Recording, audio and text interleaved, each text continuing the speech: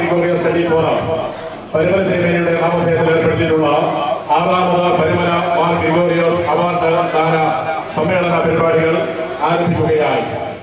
ആദ്യമായി ഈശ്വര പ്രാർത്ഥന. അതിനായി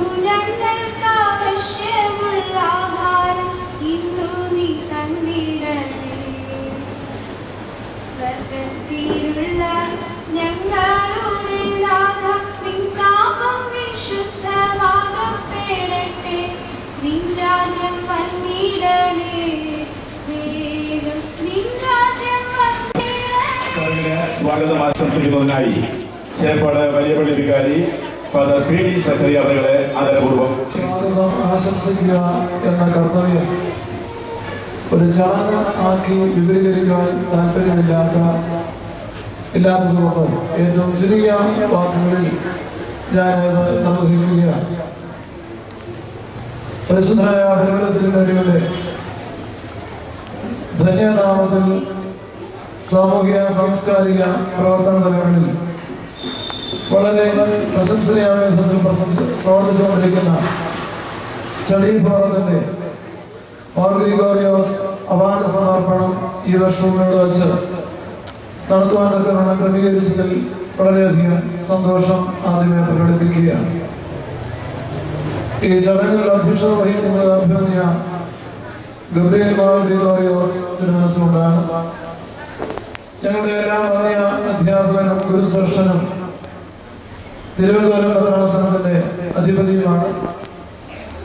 പുരോഗമനപരമായിട്ട് കാലിക പ്രശ്നങ്ങളെ കുറിച്ച് ചിന്തിക്കുകയും പ്രതികരിക്കുകയും ചെയ്യുന്ന അഭിമന്യ തിരുമേനിയെ നിറഞ്ഞ ഹൃദയത്തോടെ വിനയപൂർവ്വം സ്വാഗതം ചെയ്യുന്നു. ഉദ്ഘാടകൻ ശ്രീ PC ജോർജ് MLA ആമുഖം ആവശ്യമില്ല. കാരണം ഇന്നത്തെ വാർത്തകളിൽ എപ്പോഴും നിറഞ്ഞു നിൽക്കുന്ന വലിയ ദേഹമാണ്.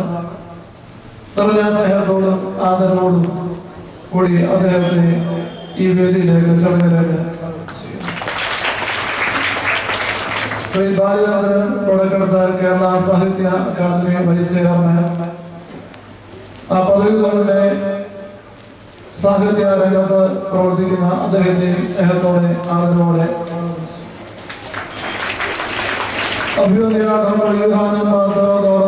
മനസ്സുകൊണ്ട് കാലം ചെയ്ത അവസാന ദിവസത്തെ മനസ്സിലെ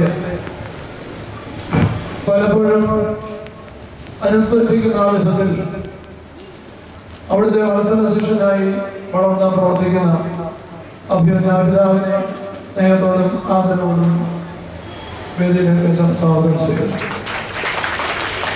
അവാർഡ് വിലയിരുത്തുന്ന പ്രൊഫസർ M. തോമസ് മാത്യു ആദരവോടെ അദ്ദേഹത്തെ സ്വാഗതം ചെയ്യുന്നു.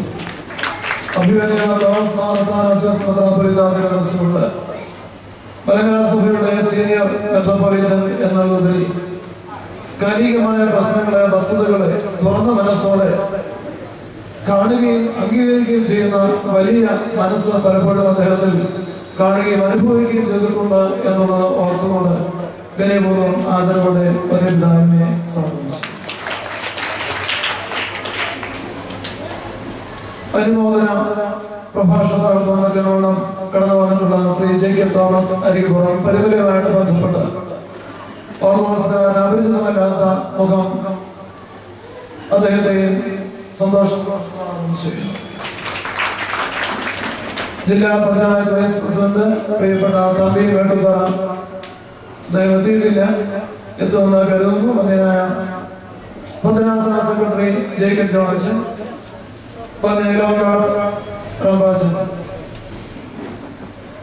അവാർഡ് സ്വീകരിക്കുന്ന കേരളത്തിന്റെ ആദരണീയനായ സാഹിത്യകാരൻ ഗുരുശ്രേഷ്ഠനായ പ്രൊഫസർ M. K. സാനുവിനെയും വിനയപൂർവ്വം സ്വാഗതം ചെയ്യുന്നു. എല്ലാവരെയും വൈദിക ശ്രേഷ്ഠരെയും സഹോദരങ്ങളെയും നിറഞ്ഞ മനസ്സോടെ സ്വാഗതം ചെയ്തുകൊണ്ട് വിരമിക്കുന്നു. അധ്യക്ഷ പ്രസംഗത്തിനായി അഭിമന്യ ഡോക്ടർ ഗബ്രിയേൽ മാർ ഗ്രിഗോറിയോസ് മെത്രാപ്പോലീത്ത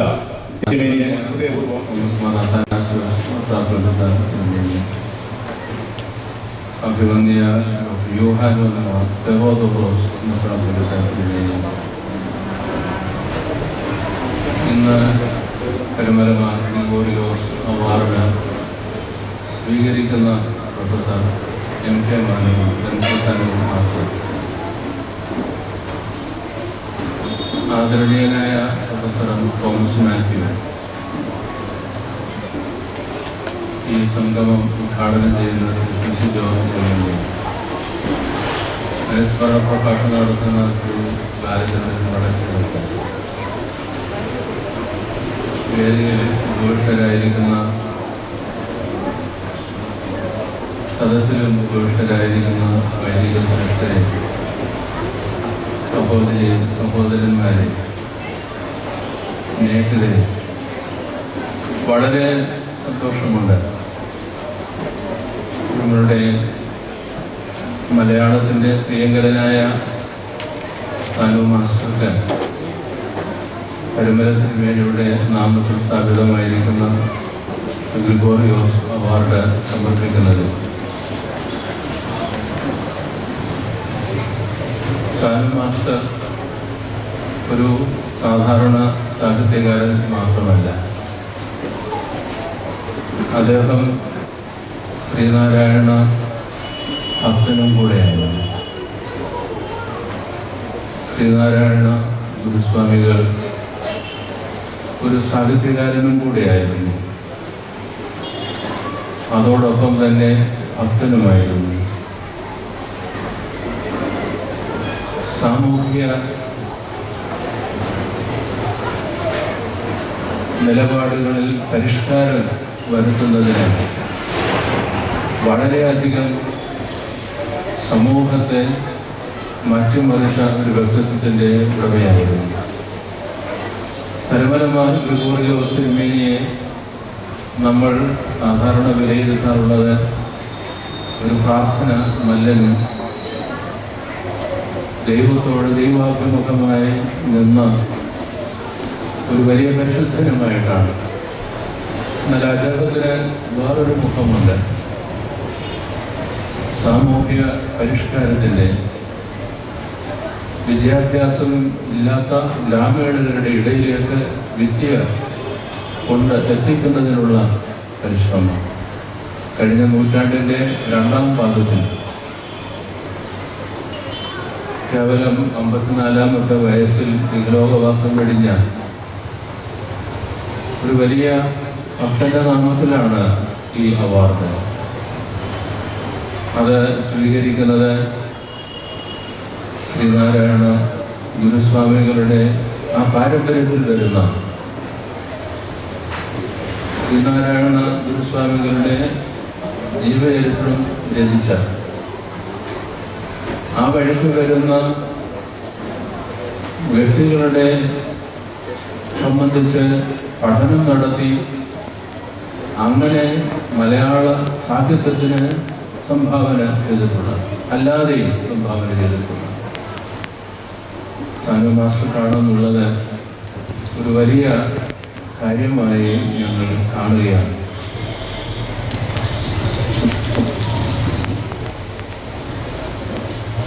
പരിശുദ്ധനായ പരമര മാർ ഗ്രിഗോറിയോസ് തിരുമേനി അഹൃകൃതരായിരുന്ന ആളുകളുടെ ഉന്നമനത്തിന് വേണ്ടി പ്രത്യേകം ശ്രദ്ധിച്ച ആളായിരുന്നു. അദ്ദേഹം ഒരിക്കൽ പരമര തിരുമേനി ചോദിച്ചു, പാവപ്പെട്ടവരും സമൂഹത്തിന്റെ മുഖ്യധാരയിൽ നിന്ന് ഓരത്തിലേക്ക് തള്ളപ്പെട്ടവരുമായ സാധാരണക്കാരുടെ അധകൃതരായ ആളുകളുടെ ഉന്നമനത്തിന് വേണ്ടി സഭ ശ്രമിക്കുന്നില്ലെങ്കിൽ പിന്നെ എന്ത് സാമൂഹ്യ സേവനമാണ്, എന്ത് ഈശ്വര സേവയാണ് നമ്മൾ നിർവഹിക്കുന്നത് എന്ന് ചോദിക്കുകയുണ്ടായി. ഇങ്ങനെ ഒരു വശം പരമര തിരുമേനിക്കുണ്ടായിരുന്നുവെന്ന് നമുക്ക് എത്ര പേർക്കറിയാം. അതുപോലെയായിരുന്നു ശ്രീനാരായണ ഗുരുസ്വാമികളും. അദ്ദേഹത്തിൻ്റെ ആ ഒരു പാരമ്പര്യം സ്വീകരിച്ച് സാഹിത്യ സേവ ചെയ്ത ഒരു വലിയ സാഹിത്യകാരനാണ് ഇന്ന് ഈ അവാർഡ് നാം നൽകുന്നത് എന്നുള്ളത് സന്തോഷത്തോടെ ഞാൻ ഓർക്കുന്നു. ദീർഘമായ ഒരു പ്രഭാഷണം ഇവിടെ നടത്തുന്നില്ല.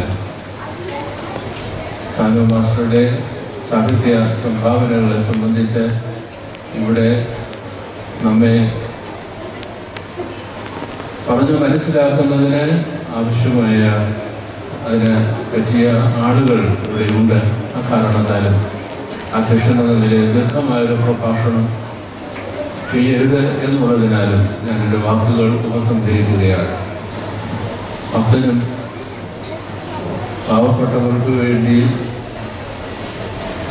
സാധാരണക്കാർക്ക് വേണ്ടി, അവരുടെ ഉന്നമനത്തിന് വേണ്ടി സഭയ്ക്ക് ചെയ്യുവാൻ വളരെ ഉണ്ടെന്ന് വിശ്വസിച്ച് ജീവിതത്തെ സ്വയം സമർപ്പിച്ച പരിമലത്തിരുമേനിയുടെ നാമത്തിലുള്ള അവാർഡ് ശ്രീനാരായണ ഗുരുസ്വാമികളുടെ സന്ദേശവും ജീവിതത്തിൽ പകർത്തിക്കൊണ്ട് സാഹിത്യ ലോകത്തിന് വിലപ്പെട്ട സംഭാവന ചെയ്ത എം.കെ. സാനു മാസ്റ്റർക്ക് അത് നൽകുന്ന ഈ സംഗമം തീർച്ചയായും അനുഗ്രഹീതമാണ്. ഇതിനുവേണ്ടി വളരെയധികം പരിശ്രമിച്ച ശ്രീ രജിയെ എത്ര കൊണ്ട് പുകഴ്ത്തിയാലും മതിയാവില്ല. അദ്ദേഹം വളരെയധികം ഈ കാര്യത്തിന് വേണ്ടി പരിശ്രമിക്കുകയുണ്ടായി. അഭിനന്ദനം അദ്ദേഹത്തിനും രേഖപ്പെടുത്തിക്കൊണ്ട് ഞാൻ എൻ്റെ അധ്യക്ഷ പ്രസംഗം ഇവിടെ സമാഹരിക്കുന്നു. സമ്മേളനം ഉദ്ഘാടനം ചെയ്യുന്നതിനായി government chief whip Shri PC. George MLA.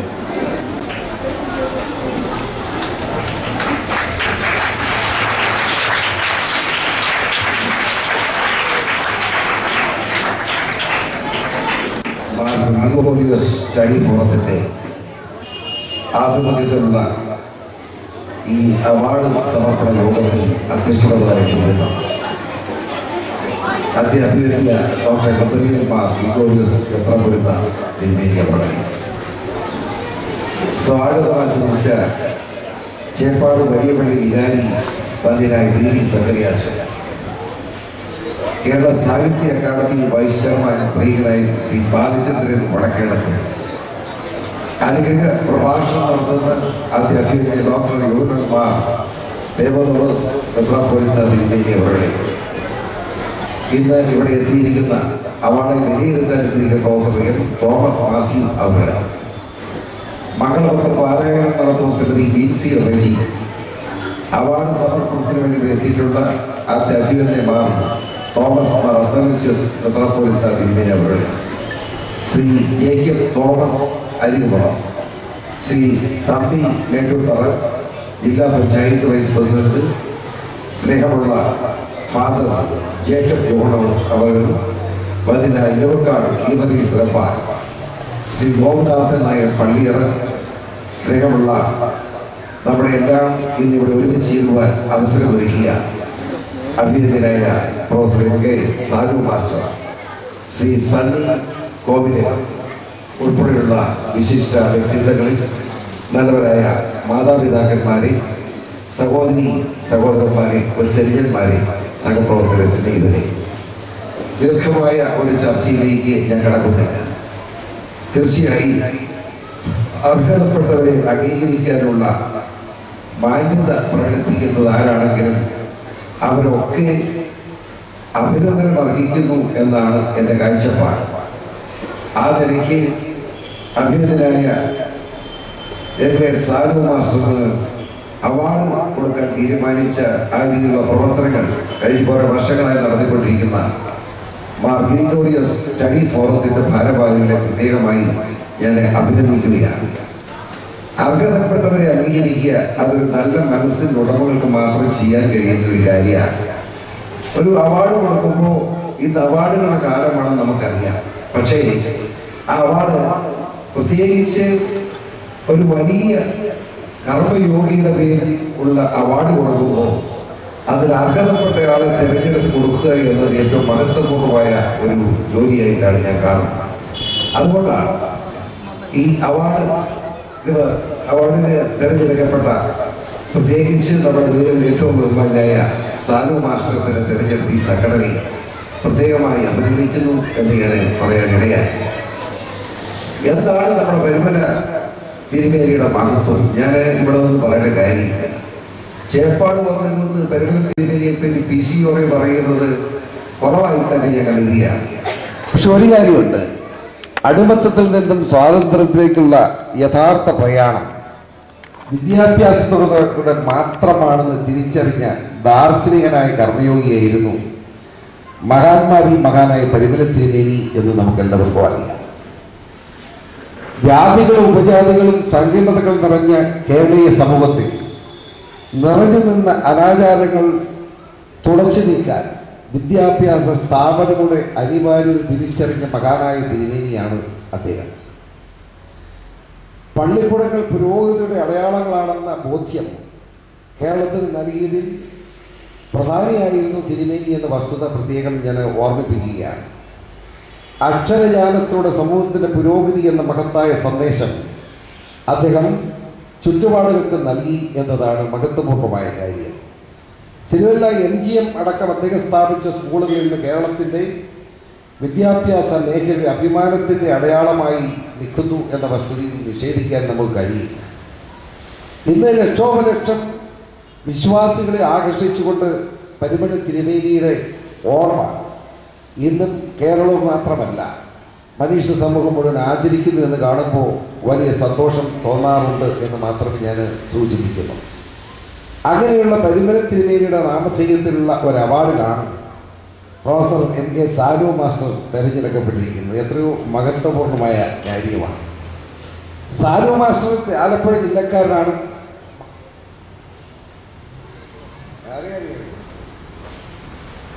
എത്രയോ മഹത്വമുള്ള കാര്യമാണ്. സാനു മാസ്റ്റർ ആരാണെന്ന് ആലപ്പുഴക്കാർക്കല്ല കേരളത്തിലെ ജനങ്ങൾക്ക് മുഴുവൻ അറിയാം. പക്ഷെ എനിക്കറിയില്ലാത്ത ഒരു ചെറിയ കാര്യമുണ്ടായിരുന്നു സാനു മാസ്റ്ററെ പറ്റി. അദ്ദേഹം ഒരു സയൻസ് വിദ്യാർത്ഥിയായിരുന്നു എന്ന് ഇന്ന് ഇവിടെ വന്നപ്പോഴാണ്. മലയാള സാഹിത്യത്തിൻ്റെ അത്യുന്നത പദവിയിലേക്ക് ഉയർന്ന നിരൂപകൻ മാത്രമല്ല, സാഹിത്യത്തിൻ്റെ എല്ലാ മേഖലകളെയും പിടിച്ചു കുലുക്കിയ, ആരാലും എതിർക്കപ്പെടാൻ കഴിയാത്ത അത്രമാത്രം ഉന്നതമായ സ്ഥാനം അലങ്കരിക്കുന്ന കേരളത്തിൻ്റെ പ്രിയങ്കരനായ സാനു മാസ്റ്റർ ഒരു സയൻസ് വിദ്യാർത്ഥിയായിരുന്നു, ഡിഗ്രിക്കാരനായിരുന്നു എന്നറിയുമ്പോൾ എനിക്ക് അത്ഭുതം തോന്നുകയാണ്. സാനു മാസ്റ്റർ രാഷ്ട്രീയത്തിൽ ചാടിയ അബദ്ധത്തിലൊക്കെ പറ്റിയിട്ടുണ്ട്, അത് ഞാൻ ഒളിച്ചു വെക്കുന്നില്ല. അദ്ദേഹത്തിന് പറ്റിയൊരു അബദ്ധമാണെന്നാണ് എൻ്റെ ഒരു കാഴ്ചപ്പാട്. അദ്ദേഹത്തെ പോലുള്ള ആളുകൾ അതിനകത്ത് ഇറങ്ങുന്നത് രാഷ്ട്രീയം മോശമെന്ന് PCOർക്ക് പറയാൻ അവകാശമില്ല. എങ്കിലും അദ്ദേഹം അതിൽ പോകണ്ടായിരുന്നു എന്ന ചിന്തയാണ് എന്നെ നയിക്കുന്നതെന്ന് മാത്രമേ ഞാൻ സൂചിപ്പിക്കുകയാണ്. പ്രൊഫസർ MK സാനു മാസ്റ്ററെ പറ്റി വളരെ ചുരുക്കമായി ചില കാര്യങ്ങൾ ഞാൻ പറയുന്നു. എൻ്റെ മനസ്സ് സത്യത്തിൽ ഈ സാനു മാസ്റ്റർ അതിന് തിരുമേനിമാരും ഉള്ളതുകൊണ്ട് മാത്രമേ ഇതിവിടെ ഇരിക്കുകയാണ്. ഇല്ലെങ്കിൽ കോട്ടയത്ത് കിടക്കാണ് എൻ്റെ മനസ്സ്. നിവൃത്തിയില്ലാത്തതുകൊണ്ടാണ് ഞാൻ വന്നത്. സാനു മാസ്റ്ററിൻ്റെ രചനാ ശൈലി സൗമ്യമാണ്, നിങ്ങൾ അറിഞ്ഞിരിക്കും. വളരെ പ്രധാനപ്പെട്ട കാര്യം. അദ്ദേഹത്തിൻ്റെ രചനാ ശൈലി എന്നിവർ വളരെ സൗമ്യമായ ശൈലിയാണ്. എന്നാൽ എഴുത്തിൻ്റെ അഗാധ തലത്തിലേക്കുള്ള കൃത്യമായ വ്യാകരണമാണ് അദ്ദേഹത്തിൻ്റെ പ്രത്യേകത. നിങ്ങൾ അറിഞ്ഞിരിക്കണം. അദ്ദേഹം എഴുതുന്നതിൽ കൃത്യമായ വ്യാകരണം ഉണ്ടാവും. അദ്ദേഹത്തിൻ്റെ രചനയുടെ പ്രാധാന്യം അതാണ്. മറ്റ് സാഹിത്യ നായകന്മാർക്കൊക്കെ ഇല്ലാത്ത പ്രധാനപ്പെട്ട ഒരു കാര്യമാണ് സാനു മാസ്റ്ററുടെ ഈ കൃത്യമായ വ്യാകരണം എന്ന വസ്തുത നിഷേധിക്കാൻ ആർക്കും കഴിയില്ല. ആരെക്കുറിച്ച് അദ്ദേഹം എഴുതുന്നുവോ അവരുടെ ജീവിതാനുഭവങ്ങളിലൂടെ വിഷയത്തിൻ്റെ ആഖ്യാന തലത്തിലെത്തുന്ന നിരൂപണ കൗശലം, ആ വാക്കെടുത്ത് ഞാൻ പറയുന്നു, ആഖ്യാന തലത്തിലെത്തുന്ന നിരൂപണ കൗശലം സാനു മാസ്റ്റർക്ക് മാത്രം അവകാശപ്പെട്ടതാണ്. അതാണ് പ്രധാനപ്പെട്ട കാര്യം. ഞാനിത് എഴുതി വെച്ചത് മനഃപൂർവ്വമായി രാത്രി. സാനു മാസ്റ്ററെ പറ്റി പറയുമ്പോൾ സാധാരണ എഴുതിക്കൊടുത്തേ ഉള്ളത് പറയാറുണ്ട്. അതാണ് പ്രധാനപ്പെട്ട കാര്യം. ആ നിരൂപണ കൗശലം സാനു മാസ്റ്റർ മാത്രമാണ് അവകാശപ്പെട്ടത്. അദ്ദേഹം ബഷീറിനെ കുറിച്ചും ചങ്ങമ്പുഴയെ കുറിച്ചും ഇവിടെ അന്യനായ അധ്യക്ഷൻ തിരുവേനി പറഞ്ഞതുപോലെ ശ്രീനാരായണ ഗുരുദേവനെ കുറിച്ചുമൊക്കെ സാനു മാസ്റ്റർ എഴുതിയപ്പോൾ ആസ്വാദകരെ ബോധ്യപ്പെട്ടത് എന്താണ്? അവിടെയാണ് ചർച്ച ചെയ്യപ്പെടുന്നത്. ആസ്വാദകരെ ബോധ്യപ്പെട്ടത് അവരുടെയൊക്കെ നേർചിത്രങ്ങളാണ്. അവിടെ പ്രധാനപ്പെട്ട കാര്യമാണ്. സാനു മാസ്റ്റർ എഴുതി കഴിഞ്ഞപ്പോൾ അവരുടെ നേർചിത്രങ്ങൾ സമൂഹത്തിന് മുമ്പിൽ വന്നു എന്നതാണ് ഇവരുടെയൊക്കെ ജീവചരിത്രത്തിന്റെ പ്രാധാന്യം. ഗുരുദേവനെ പറ്റി ഇവിടെ പറഞ്ഞു.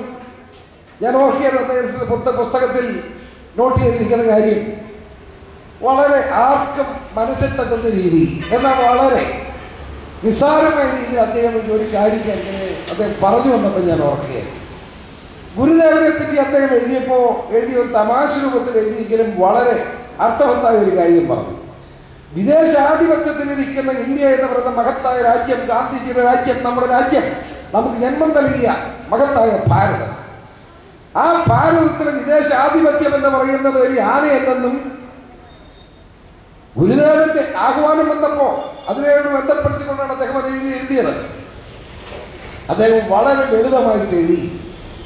ഇവിടുത്തെ ഭാരതീയൻ ഒന്ന് ഒരുമിച്ച് ഇരുന്ന് ഒന്ന് തുപ്പിയാൽ അതിൽ മുങ്ങിപ്പോകാൻ മാത്രമേ ബ്രിട്ടീഷ് ആധിപത്യമുള്ളൂ എന്ന് വളരെ വ്യക്തമായി ആ പുസ്തകത്തിൽ എഴുതി വെച്ചത് സാനു മാസ്റ്ററാണ്. കാര്യം നിസ്സാരമാണ്, പക്ഷെ അർത്ഥതലം എത്ര വലുതാണ്.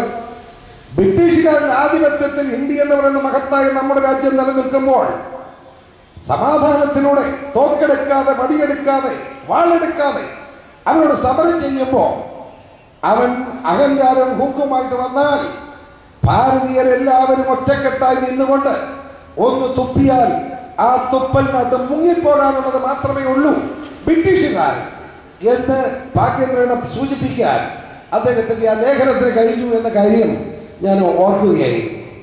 1984 അദ്ദേഹത്തിന് കേരള സാഹിത്യ അക്കാദമി അവാർഡ് നേടിയത്. ആ ലേഖന സമാഹാരം അവധാരണം ഇതിൽ എഴുത്തുകാരന്റെ സ്വാതന്ത്ര്യം എന്ന തലവാചകത്തിന് താഴെ അദ്ദേഹം കുറിച്ചത് ശ്രദ്ധേയമാണ്. ആ കാര്യം ഞാൻ എടുത്തു വായിക്കാൻ ആഗ്രഹിക്കുന്നു. സ്വാതന്ത്ര്യം എന്നതൊരു കലാകാരന് മറ്റൊരു അതീശ ശക്തിയിൽ നിന്നും ദയാപൂർവം അനുവദിച്ച് കിട്ടേണ്ട ദാക്ഷിണ്യമല്ല. വളരെ പ്രധാനപ്പെട്ട കാര്യമാണ്, എടുത്തു പറയാൻ ഞാൻ ആഗ്രഹിക്കുന്നു. സ്വാതന്ത്ര്യം എന്നതൊരു കലാകാരനെ മറ്റൊരു അതീശ ശക്തിയിൽ നിന്നും ദയാപൂർവം അനുവദിച്ച് കിട്ടേണ്ട ദാക്ഷിണ്യമല്ല, പിന്നെയോ സ്വന്തം ആത്മാവിന്റെ ബലത്തിൽ നിന്നും ആവിഷ്കാര ത്വരയിൽ നിന്നും അയാൾ സ്വയം ആർജിച്ച് പ്രദർശിപ്പിക്കുന്ന ഒരു രചനാത്മക ഗുണമാണ്. വളരെ പ്രധാനപ്പെട്ട കാര്യമാണ്. ഇന്നത്തെ സാഹിത്യ നായകന്മാർ, ഞാൻ ക്ഷമിക്കണം, ഒന്നിനും ആരെയും കുറ്റം പറയുന്നില്ല, ഇന്നത്തെ സാഹിത്യ നായകന്മാരൊക്കെ ഇപ്പൊ നിശബ്ദരാണ്. സാനുമാസ്റ്ററോട് ക്ഷമിക്കണം, എന്റെ സ്വഭാവകരായിപ്പോയി, ഞാൻ അറിയാതെ പറയുക. ഇത് സാഹിത്യ നായകന്മാർ മിണ്ടാതിരിക്കുകയാണ്. മിണ്ടാതെ നാവ് പൊങ്ങുന്നില്ല. എന്തുകൊണ്ട് പൊങ്ങുന്നില്ല? ഈ രാജ്യത്തെ ജനതയുടെ വികാരത്തെപ്പറ്റി, അവരുടെ വേദനയെപ്പറ്റി, അവരുടെ ജീവിത ബുദ്ധിമുട്ടുകളെപ്പറ്റി അവൻ എഴുതാൻ സമയമില്ല സാഹിത്യകാരന്. അവന്റെ തലയിൽ കയറി പിടിച്ചിരിക്കുന്ന തലതെറിച്ച രാഷ്ട്രീയം, ആ രാഷ്ട്രീയം അവനെ മിണ്ടാൻ മേലാത്തവനാക്കിയിരിക്കുന്നു. സാഹിത്യകാരനെ നിഷേധിക്കാൻ പറ്റുമോ? ഇപ്പൊ സാഹിത്യകാരന്മാർ മിണ്ടുന്നില്ല. അതിന് വിശദാംശങ്ങളിലേക്ക് ഞാനിപ്പോ കടക്കുന്നില്ല, സമയക്കുറവുണ്ട്. ആ നിലയ്ക്ക് അദ്ദേഹം പറഞ്ഞിരിക്കുന്ന സ്വന്തം ആത്മാവിന്റെ ബലത്തിൽ നിന്നും ആവിഷ്കാര ത്വരയിൽ നിന്നും അയാൾ സ്വയം ആർജിച്ച് പ്രദർശിപ്പിക്കുന്ന ഒരു രചനാത്മക ഗുണമാണ് എന്ന് അദ്ദേഹം പറഞ്ഞിരിക്കുകയാണ്. ഇത് സാനു മാസ്റ്റർ മാത്രമേ ഇങ്ങനെ പറയാൻ കഴിയൂ. മറ്റ് സാഹിത്യന്മാർക്ക് അതിനുള്ള എല്ലില്ല, ബലമില്ല. അത് പറയാൻ കഴിയുന്നവരാണ് സാനു മാസ്റ്റർ. അപൂർവം ഒരു കലാസൃഷ്ടിയുടെ അഭിവാജ്യ ഘടകമായി മാറുന്നത് ഈ പശ്ചാത്തലത്തിലാണ് എന്ന് കൂടി സൂചിപ്പിക്കാൻ ഞാൻ ആഗ്രഹിക്കുകയാണ്. ഞാൻ മറ്റ് വിശദാംശങ്ങൾ സമയം കൊണ്ട് കടക്കുന്നില്ല. ഞാൻ പറഞ്ഞില്ല, എൻ്റെ മനസ്സ് പതറി നിൽക്കുകയാണ്. നമ്മുടെ പ്രിയനായ നമ്മുടെ ആളുകൾക്കൊക്കെ അറിയാം എന്തുകൊണ്ടാണത്. 1976 ശ്രീനാരായണ ഗുരുദേവന്റെ ജീവചരിത്രം അദ്ദേഹം എഴുതിയത്. ഇന്ന് ആ പുസ്തകത്തിൽ അദ്ദേഹം എഴുതി ചേർത്ത ഗുരുവിന്റെ സംഭാഷണ ശകലങ്ങൾ പിൽക്കാലത്ത് പലരുടെയും പേരുകളിൽ വന്നിട്ടുണ്ട്. അതാണ് ഞാൻ ആദ്യമേ സൂചിപ്പിച്ചത്. അദ്ദേഹം അന്ന് ഗുരുദേവനെ പറ്റി എഴുതി ചേർത്ത ജീവചരിത്രത്തിൽ അദ്ദേഹം സൂചിപ്പിച്ച പല കാര്യങ്ങളും മറ്റ് ഗുരുവിൻ്റെ സംഭാഷണ ശേഖരങ്ങൾ പിൽക്കാലത്ത് പലരുടെയും പേരിൽ വന്നിട്ടുണ്ട്. ഞാൻ അതാണ് പറഞ്ഞത്. ഇപ്പോൾ പലരും പ്രസംഗിക്കുകയും ഞാൻ ഈ പറഞ്ഞ കാര്യം ബ്രിട്ടീഷുകാരനെ പറ്റി പറയാറുണ്ട്. അതാണ് ഞാനിവിടെ സൂചിപ്പിച്ചത്. ഞാൻ ചുരുക്കട്ടെ, എഴുത്തിൻ്റെ കൃത്യത അത് വായനക്കാരന് വ്യക്തമാകുന്ന ആശയ സ്ഫുടതയോടെ അക്ഷരങ്ങൾ കൊണ്ടുള്ള മാന്ത്രിക സ്പർശനമാണ് മലയാളത്തിൻ്റെ സ്വന്തം സാനു മാസ്റ്റർ എന്ന് പറയാൻ ഞാൻ ആഗ്രഹിക്കുന്നു. ഒന്നുകൂടി എടുത്തു പറയട്ടെ, സാനു മാസ്റ്റർ ആരാണെന്നുള്ളതിന് ആറ്റിക്കുറുകി എടുത്ത് പറയുകയാണെങ്കിൽ വളരെ വ്യക്തമായി എളിവനായ PC ജോർജ് പറയുന്നു, പ്രിയങ്കനായ സാനു മാസ്റ്റർ എന്ന എഴുത്തുകാരൻ എഴുത്തിൻ്റെ കൃത്യത അത് വായനക്കാരന് വ്യക്തമാക്കുന്ന ആശയ സ്ഫുടതയോടെ അക്ഷരങ്ങൾ കൊണ്ടുള്ള മാന്ത്രിക സ്പർശനമാണ് മലയാളത്തിൻ്റെ സ്വന്തം സാനു മാസ്റ്റർ. ഇത് മാത്രമാണ് വന്ധ്യനായ സാനു മാസ്റ്ററെ പറ്റി എനിക്ക് പറയാനുള്ളത്. തീർച്ചയായും അദ്ദേഹത്തിന് ഇങ്ങനെ അവാർഡ് കൊടുക്കാൻ തീരുമാനിച്ച നമ്മുടെ കമ്മിറ്റി, പ്രത്യേകിച്ച് ഗ്രിഗോറിയോ സ്റ്റഡി ഫോറത്തിനെ പ്രത്യേകമായി ഞാൻ അഭിനന്ദിക്കുകയാണ്. എല്ലാ നന്മകളും നിങ്ങൾക്ക് നേരുന്നു. സാനു മാസ്റ്റർക്ക് കൂടുതൽ ആയുസ് നൽകി ഈ സമൂഹത്തിന് നന്മ ചെയ്യാൻ, മലയാളക്കരയ്ക്ക് നന്മ ചെയ്യാൻ അദ്ദേഹത്തിന് അവസരമൊരുക്കാൻ സർവശക്തനായ ദൈവം തമ്പുരാനെ അനുഗ്രഹിക്കണമേ എന്ന് പ്രാർത്ഥിച്ചുകൊണ്ട് അഭിനന്ദ തിരുമേനിമാരുടെ സാന്നിധ്യത്തിൽ എനിക്ക് പോകാൻ ധൃതിയുള്ളത് മനസ്സിലാക്കിക്കൊണ്ട് ആദ്യമേ സംസാരിക്കാൻ അവസരം തന്ന നല്ലവരായി ഇതിൻ്റെ ഭാരവാഹികളൊക്കെ നന്ദി രേഖപ്പെടുത്തിക്കൊണ്ട് അഭിനന്ദ തിരുമേനിമാരുടെ എല്ലാ പ്രവർത്തനങ്ങളിലും എളിവനായൊരു വിശ്വാസി എന്ന നിലയിലുള്ള സഹകരണം ഉണ്ടാവും എന്നുകൂടി അറിയിച്ചുകൊണ്ട് നിങ്ങളുടെ അനുവാദത്തോടുകൂടി ഈ സമ്മേളനം ഞാൻ ഉദ്ഘാടനം ചെയ്യുന്നു. നന്ദി, നമസ്കാരം. സാനു മാഷിന് സമർപ്പിക്കാനുള്ള മംഗളപത്രം വായിക്കുന്നതിന് വേണ്ടി പത്തനംതിട്ട കാതോലിക് കോളേജിലെ അധ്യാപിക കൂടിയായ ശ്രീമതി ബിൻസി റജിയെ ക്ഷണിക്കുന്നു. മാർ ഗ്രിഗോറിയോസ് സ്റ്റഡി ഫോറത്തിന്റെ ആഭിമുഖ്യത്തിൽ പരുമല മാർ ഗ്രിഗോറിയോസ് അവാർഡ് സമർപ്പണം നടക്കുന്ന ഈ സമ്മേളനത്തിന്റെ അധ്യക്ഷ പദം അലങ്കരിക്കുന്ന അഭിമന്യ ഡോക്ടർ ഗബ്രിയേൽ മാർ ഗ്രിഗോറിയോസ് മെത്രാപ്പൊലീത്ത, സമ്മേളനത്തിന് സ്വാഗതം ആശംസിച്ച ഫാദർ PD സക്കറിയ, സമ്മേളനം ഉദ്ഘാടനം ചെയ്ത ശ്രീ PC ജോർജ് MLA, അനുസ്മരണ പ്രഭാഷണം നടത്തുന്ന Kerala Sahitya academy vice chairman Shri Balachandran Vadakkedath, അനുഗ്രഹ പ്രഭാഷണം നിർവഹിക്കുന്ന അഭിമന്യ ഡോക്ടർ യുഹനാൻ മാർ തേവോദോറസ് മെത്രാപ്പൊലീത്ത, അവാർഡ് വിലയിരുത്തുന്ന professor M Thomas Mathew, award സമർപ്പണം നിർവഹിക്കുന്ന അഭിമന്യ തോമസ് മാർ അത്തനാസിയോസ് മെത്രാപ്പൊലീത്ത, അനുമോദന പ്രഭാഷണം നിർവഹിക്കുന്ന Shri Jacob Thomas Arikupuram, Shri Thampi Mettukara, father Mathew Varghese, father Jacob John, വന്ധ്യ ഇലവകോട്ട് കമ്പാച്ചൻ.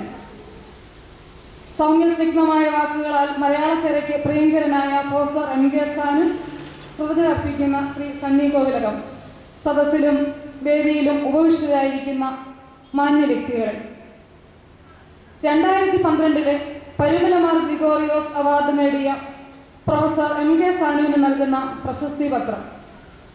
സൃഷ്ടിയുടെ സ്വാതന്ത്ര്യവും മനുഷ്യന്റെ വിമോചനവും സമന്വയിക്കുന്ന സാഹിത്യ ദർശനത്തിലൂടെ സ്വന്തം ആത്മാവിന്റെ നാദം ശക്തിയായി ഹൃദ്യമായി ആവിഷ്കരിക്കുന്ന ചിന്തകനും സാഹിത്യ വിമർശകനുമായ പ്രൊഫസർ MK സാനുവിന് 2012 മാർ ഗ്രിഗോറിയോസ് അവാർഡ് സാഭിമാനം സാദരം സമർപ്പിക്കുന്നു.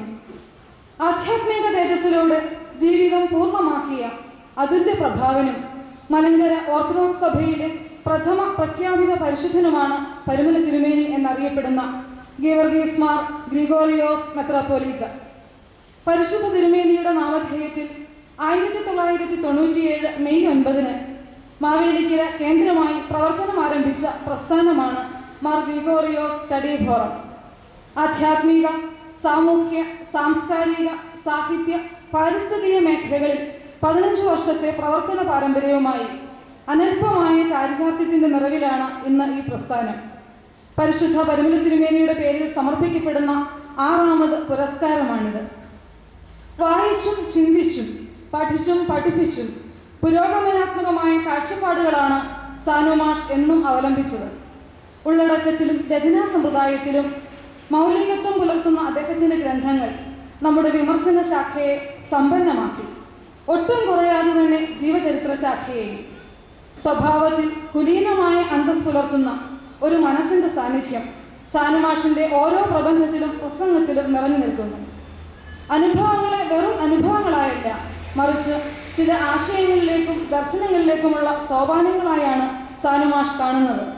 അതുകൊണ്ട് തന്നെ ജീവിത വീക്ഷണത്തിലും ആന്തരിക ജീവിതത്തിന്റെ ധന്യതയിലും ഇദ്ദേഹം മറ്റുള്ളവരിൽ നിന്നും ഭിന്നനാണ്. ഭാഷയ്ക്ക് വൈകാരികവും ബുദ്ധിപരവുമായ ശക്തിയുണ്ട്.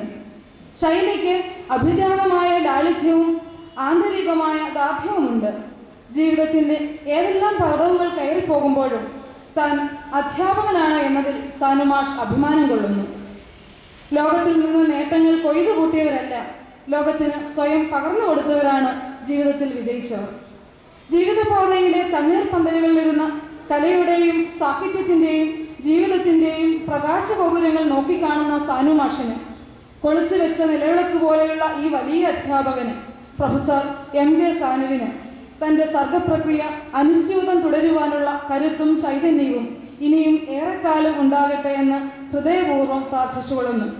മാർ ഗ്രിഗോറിയോസ് സ്റ്റഡി ഫോറത്തിനു വേണ്ടി കുര്യാക്കോസ് മാർ ക്ലിമീസ് മെത്രാപ്പോലീത്ത രക്ഷാധികാരി study forum, doctor Gabriel Mar Gregorios മെത്രാപ്പോലീത്ത award committee chairman, Ilavakkad Geevarghese Thampan study forum director, professor Jacob John award committee secretary, saint George orthodox Valiyapally Cheppad.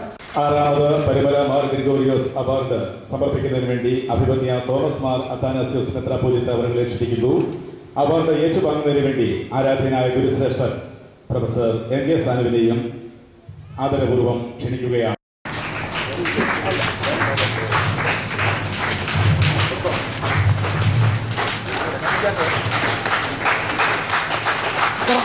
മംഗളപത്രം നൽകുന്നതിനായി അഭിമന്യ ഡോക്ടർ യൂഹാനൻ മോർ തെവോദോറോസ് മെത്രാപ്പോലീത്തയെ ക്ഷണിക്കുന്നു.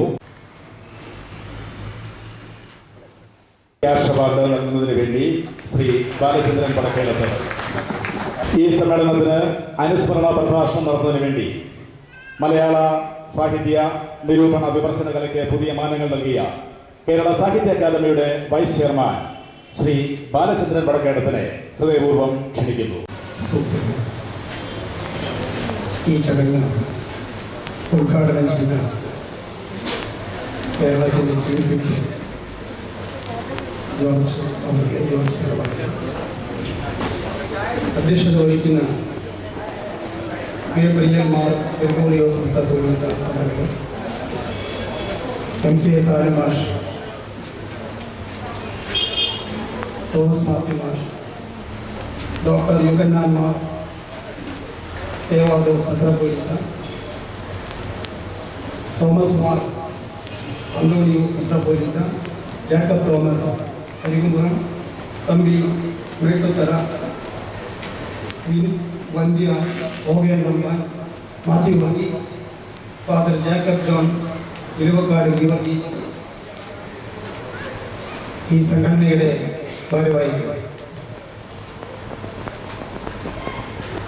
വളരെ സന്തോഷത്തോടു കൂടിയിട്ടാണ് ഞാൻ ഈ വേദിയിൽ നിൽക്കുന്നത്. രണ്ട് കാര്യങ്ങളെ കൊണ്ടാണ് എനിക്കിപ്പോൾ സന്തോഷം ഉള്ളത് എന്ന് തുറന്നു പറയാൻ ഞാൻ ആദ്യം ശ്രമിക്കുക.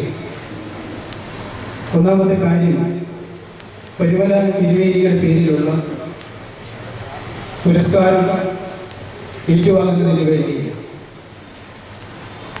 കേരളത്തിലെ വിമർശന സാഹിത്യത്തിലെ ഏറ്റവും പുരോഗതിയായ MK സാനുമാഷ് ഇവിടെ എത്തിച്ചേർന്ന ഒരു ചടങ്ങിൽ അദ്ദേഹത്തോടൊപ്പം വരാനും പങ്കെടുക്കാനും കഴിഞ്ഞു എന്നുള്ളതിലാണ് ഒരു സന്തോഷം.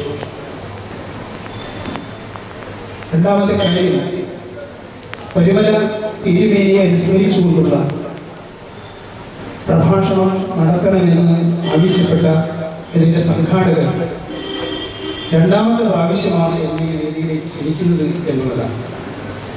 കഴിഞ്ഞൊരു പ്രാവശ്യം എനിക്ക് വരാൻ കഴിഞ്ഞില്ല. ഈ രണ്ട് കാര്യങ്ങളെ കൊണ്ടും വാസ്തവത്തിൽ വലിയൊരു സുദീർഘമായ പ്രഭാഷണം നടത്താതെ തന്നെ ഇവിടെ നിന്ന് പോകാൻ കഴിയുമെന്നാണ് എൻ്റെ വിശ്വാസം.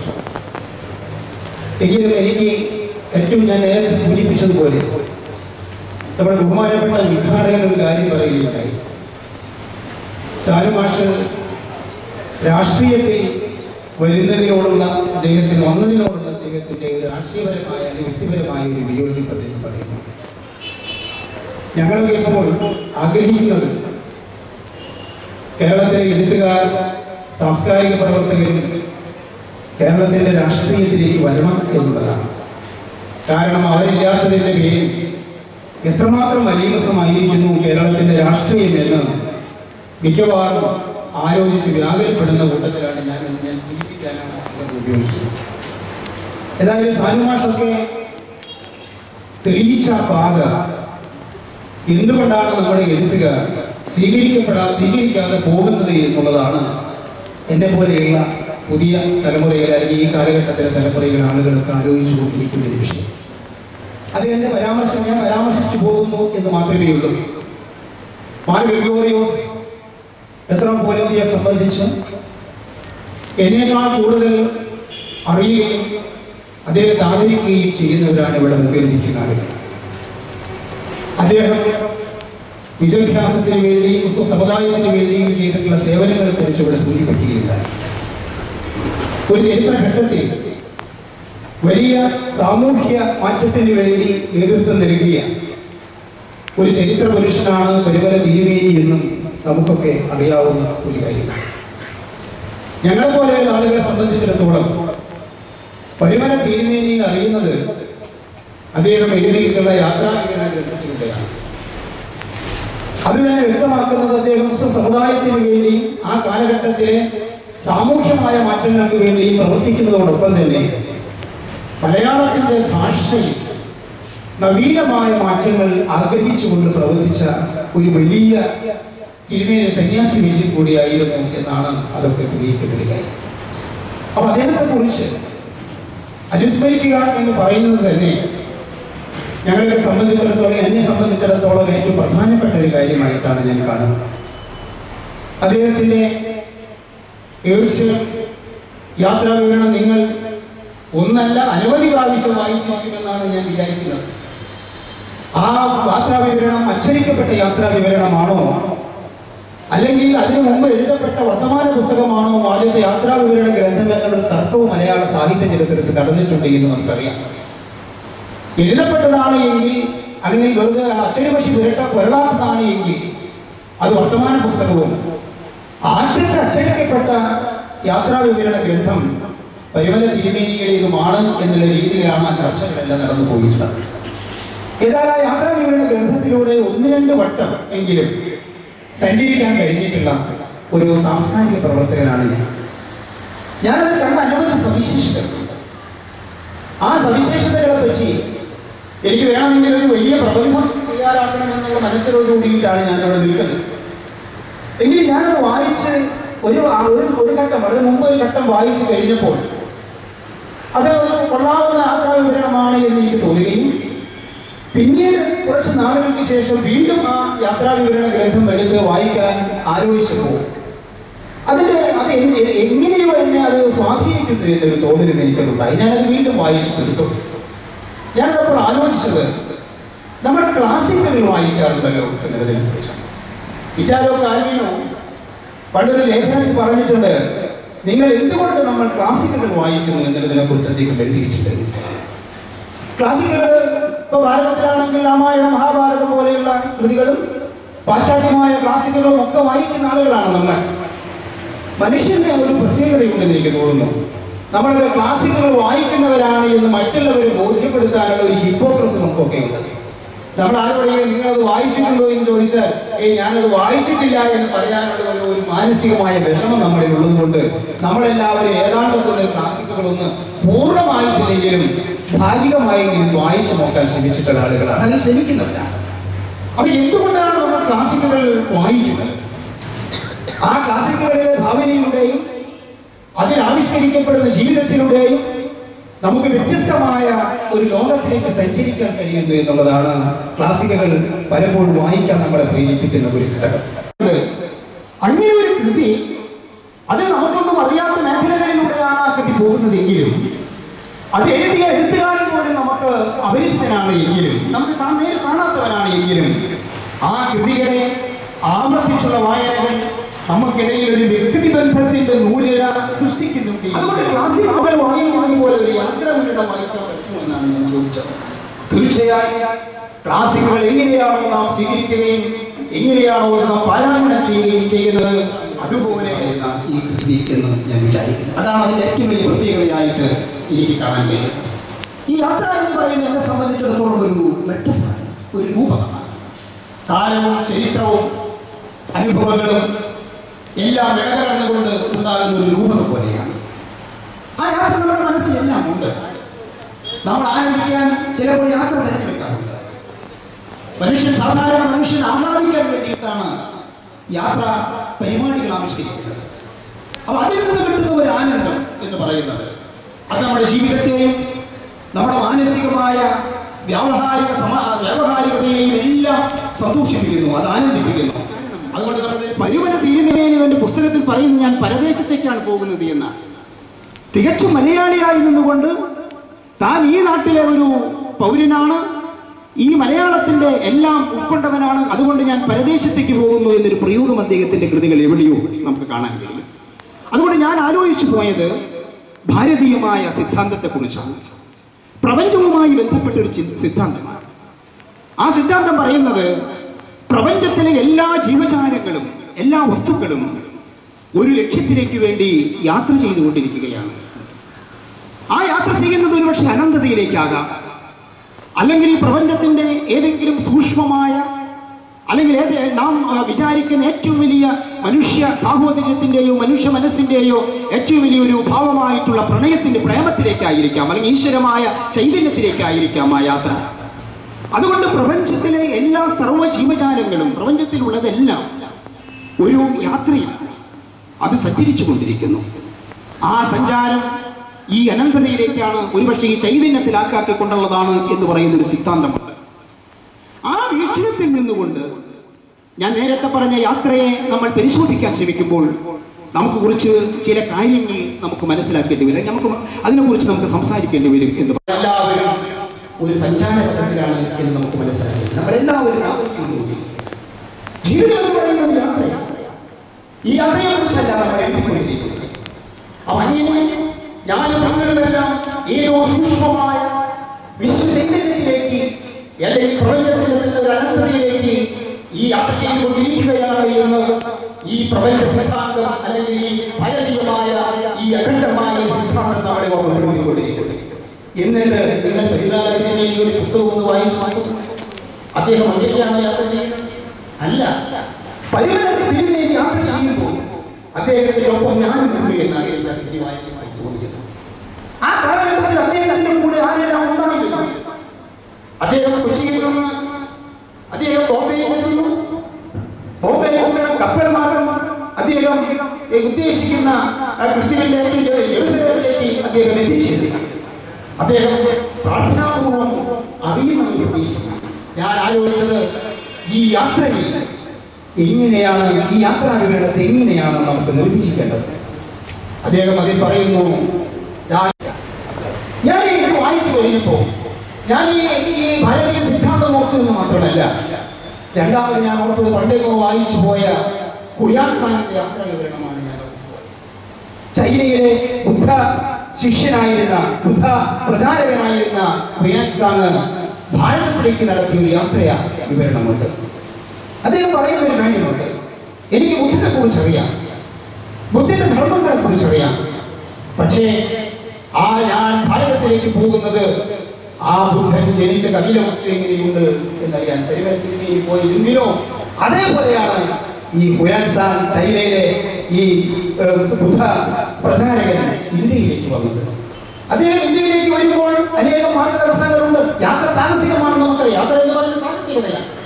നമ്മുടെ പരിപാടിയെയും അനവധി സാഹസിക പ്രതിബന്ധങ്ങൾ തരണം ചെയ്യുന്നുണ്ട്. പാസ്പോർട്ട് കിട്ടാൻ പറയുന്നുണ്ട്, പോകാൻ പ്രയാസപ്പെട്ടതിനെ കുറിച്ച് അദ്ദേഹം പറയുന്നുണ്ട്, യാത്രയിലുള്ള അനവധി സംഗതികളെ കുറിച്ച് അദ്ദേഹം പറയുന്നുണ്ട്. അതുപോലെ ഞാൻ ആ യാത്രാവിവരണത്തിന്റെ പഴയ ശേഖരത്തിലുള്ള ആ യാത്രാവിവരണത്തിന്റെ കൃതി എടുത്തുകൊണ്ട് ഹുയാൻസാങ്ങിനെ ഓർത്തപ്പോൾ ഞാൻ എടുത്തുകൊണ്ട് ഹുയാൻസാങ്ങിനുണ്ടായ ഒരു പ്രതിസന്ധിയെ കുറിച്ച് അദ്ദേഹം സൂചിപ്പിക്കുന്ന ഒരു ഭാഗമുണ്ട്. ഞാൻ ആ ഭാഗം നിങ്ങൾക്ക് വേണ്ടി കൊണ്ടുവന്നതാണ്.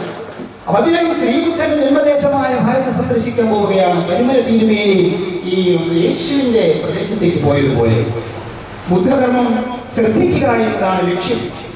തന്റെ യാത്രയെ തടസ്സപ്പെടുത്തിയ കൗജിങ് നഗരത്തിലെ രാജാവിനോട് ഈ ഹുയാൻസാൻ ഇങ്ങനെയാണ് പറഞ്ഞത്: ശാക്യസിംഹന്റെ പരിപാവനമായ തത്വോപദേശങ്ങളുടെ വാസ്തവിക രൂപം ഗ്രഹിക്കുന്നതിനാണ് ഞാൻ ഭാരതത്തിലേക്ക് പോകുന്നത്.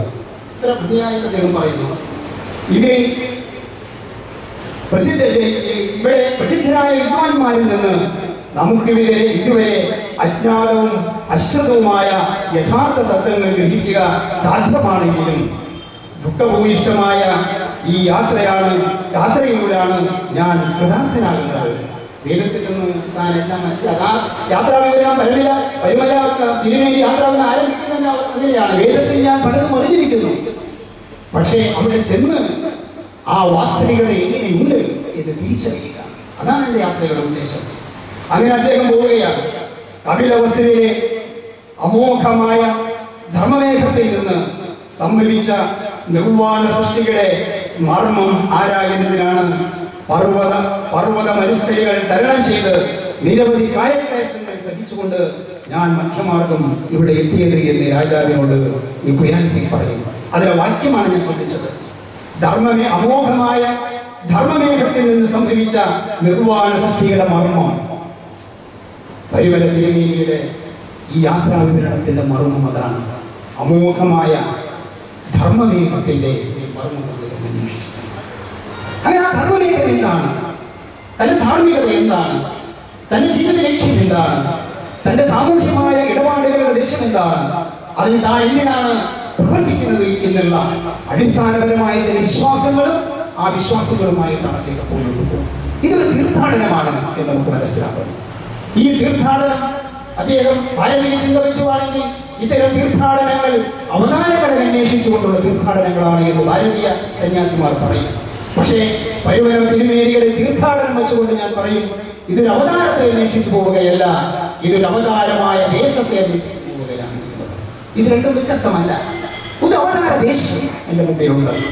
എന്നെ ഞാനാക്കിയ, അല്ലെങ്കിൽ ഞാൻ ആർക്ക് വേണ്ടിയാണോ ഈ സമൂഹത്തിൽ പ്രവർത്തിക്കുന്നവർ അവർക്ക് വേണ്ടി ധർമ്മം കൊടുക്കുന്ന, അവർക്ക് വേണ്ടി ധാർമ്മികത എന്താണ് എന്ന് പറഞ്ഞു കൊടുക്കുന്ന, മാനവികത എന്താണ് എന്ന് പറഞ്ഞു കൊടുക്കുന്ന ആ അവതാര പ്രദേശം എന്നൊക്കെ ആ അവതാര പ്രദേശത്തേക്ക് തന്റെ യാത്ര എന്ന് പരിമല തിരുമേനിയുടെ യാത്രാ വിവരണം നമുക്ക് മനസ്സിലാക്കാം.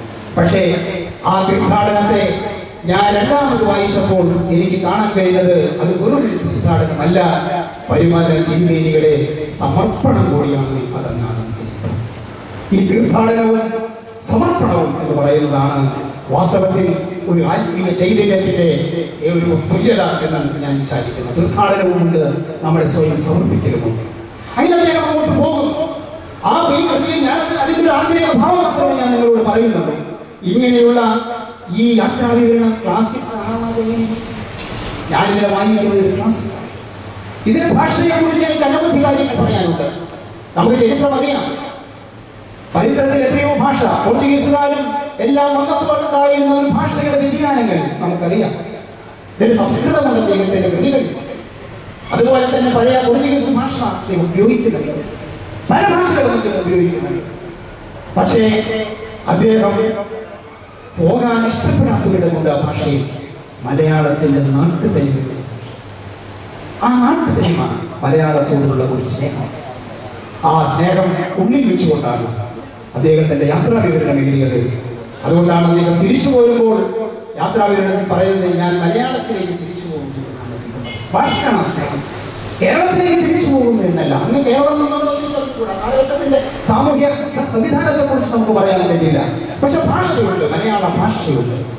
ഞാൻ മലയാളത്തിലേക്ക് തിരിച്ചു പോകാൻ തുടങ്ങും. ഈ മലയാളത്തിലേക്ക് തിരിച്ചു പോകുന്നവർക്ക് ആ കാലഘട്ടത്തിലെ അനവധി സുന്ദരമായ ഏറ്റവും ലളിതമായ ഒരു ശൈലിയിലൂടെ മലയാളത്തിന്റെ ഭാഷ നമുക്ക് പറഞ്ഞു തന്ന ഒരു യാത്രാവിവരണ ഗ്രന്ഥം കൂടിയാണ് ഈ പരിമല തിരുമേനിയുടെ തീർച്ചയായും യാത്രാവിവരണം എന്ന് മാത്രം പറഞ്ഞുകൊണ്ട് ഇത് വളരെ വ്യത്യസ്തമായി എഴുതപ്പെടേണ്ട ഒന്നാണ്, എൻ്റെ ആശയങ്ങൾ എഴുതപ്പെടേണ്ടതാണ് എന്ന് മാത്രം പറഞ്ഞുകൊണ്ട് ഏതായാലും അദ്ദേഹത്തെ ഓർത്തുകൊണ്ട് ഓർക്കാൻ മാത്രമല്ല ആ അദ്ദേഹത്തിൻ്റെ അവാർഡ് സ്വീകരിക്കുന്ന സാനുമാഷ കൂടി അനുമോദിച്ചുകൊണ്ട് ഞാൻ എൻ്റെ വാക്കുകൾ അവസാനിപ്പിക്കും. തുടർന്ന് ചെങ്ങന്നൂർ ഭദ്രാസന മെത്രാപ്പൊലീത്തയും മലങ്കര ഓർത്തഡോക്സ് സഭയിലെ സീനിയർ മെത്രാപ്പൊലീത്തയുമായ അഭിമന്യ തോമസ് മാർ അതാനിയോസ് മെത്രാപ്പൊലീത്തയെ അവാർഡ് സമർപ്പണ പ്രഭാഷണത്തിനായി ഹൃദയപൂർവ്വം ക്ഷണിച്ചുകൊള്ളുന്നു. അവാർഡ് വാങ്ങിയ പ്രൊഫസർ അഭിനന്ദനായ ദേവതോർ മെത്രാപ്പൊലീത്തതിരുമേനി, വേദിയിലും സദസ്സിലിരിക്കുന്ന പ്രതീകരെ, മറ്റു വിശിഷ്ടാതിഥികളുടെ സുഹൃത്തുക്കളെ,